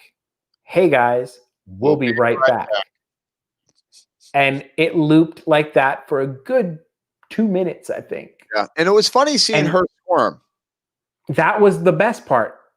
I mean, it was nice to see her on camera because we don't get to see her that often. Right. But the better part was to be there with her and watch her knowing that there was nothing she could do to get her face off the screen for those 2 minutes. And she's like trying to hurry up and get the stream going. And it was so great. Priceless. Priceless. Oh my goodness. Yeah. So you'll be live from somewhere, and if anyone has any help, please let us know. So hopefully, like I said, I'm going live through YouTube, so we'll see if that has issues or if it's terrible or what. What do you have coming up, Jamie? I will be getting up at the crack of dawn on Saturday again to go out to the Vineland outlet to be one of the first ones in the store. Try to get that vlog up earlier than I did last week because I had a wedding and it didn't get up till 1 a.m. But I usually try to get them up the same day, mid-afternoon or so, from when I get back from the store, share some of the nice things that I found. There were some pretty cool pins there today, like a limited edition Hades, Jafar, and Dr. Facilier pins were pretty neat there. I was over at iDrives today, but they didn't get their trucks. They're diverting all the trucks to Sawgrass to stock that store up. So both stores today were like kind of empty. I had some time and I just ran over to check some stuff, and it's not good. Not good today. Okay. So I'll be there on Saturday doing that. Trying to get a cooking vlog in here sometime soon. Maybe it'll be Jack's Num Num cookies. Maybe it'll be Christmas tree. We'll see. I've been trying. I got some lights I have to review. It's all about that. I don't know if we have time. Maybe go to Home Depot. I don't know if we have time. Bed Bath & Beyond. Bed Bath & Beyond. I don't know. I don't know if we have enough time, Jamie. We're going to work on it. We're working on it. So that's it, folks. Drew, what is the only way to live? There's only one way, friends. It's in the moment. And the guy beside me that way does not do outros. So that's it. Thanks for watching the show, folks. We really appreciate it. Have a wonderful night.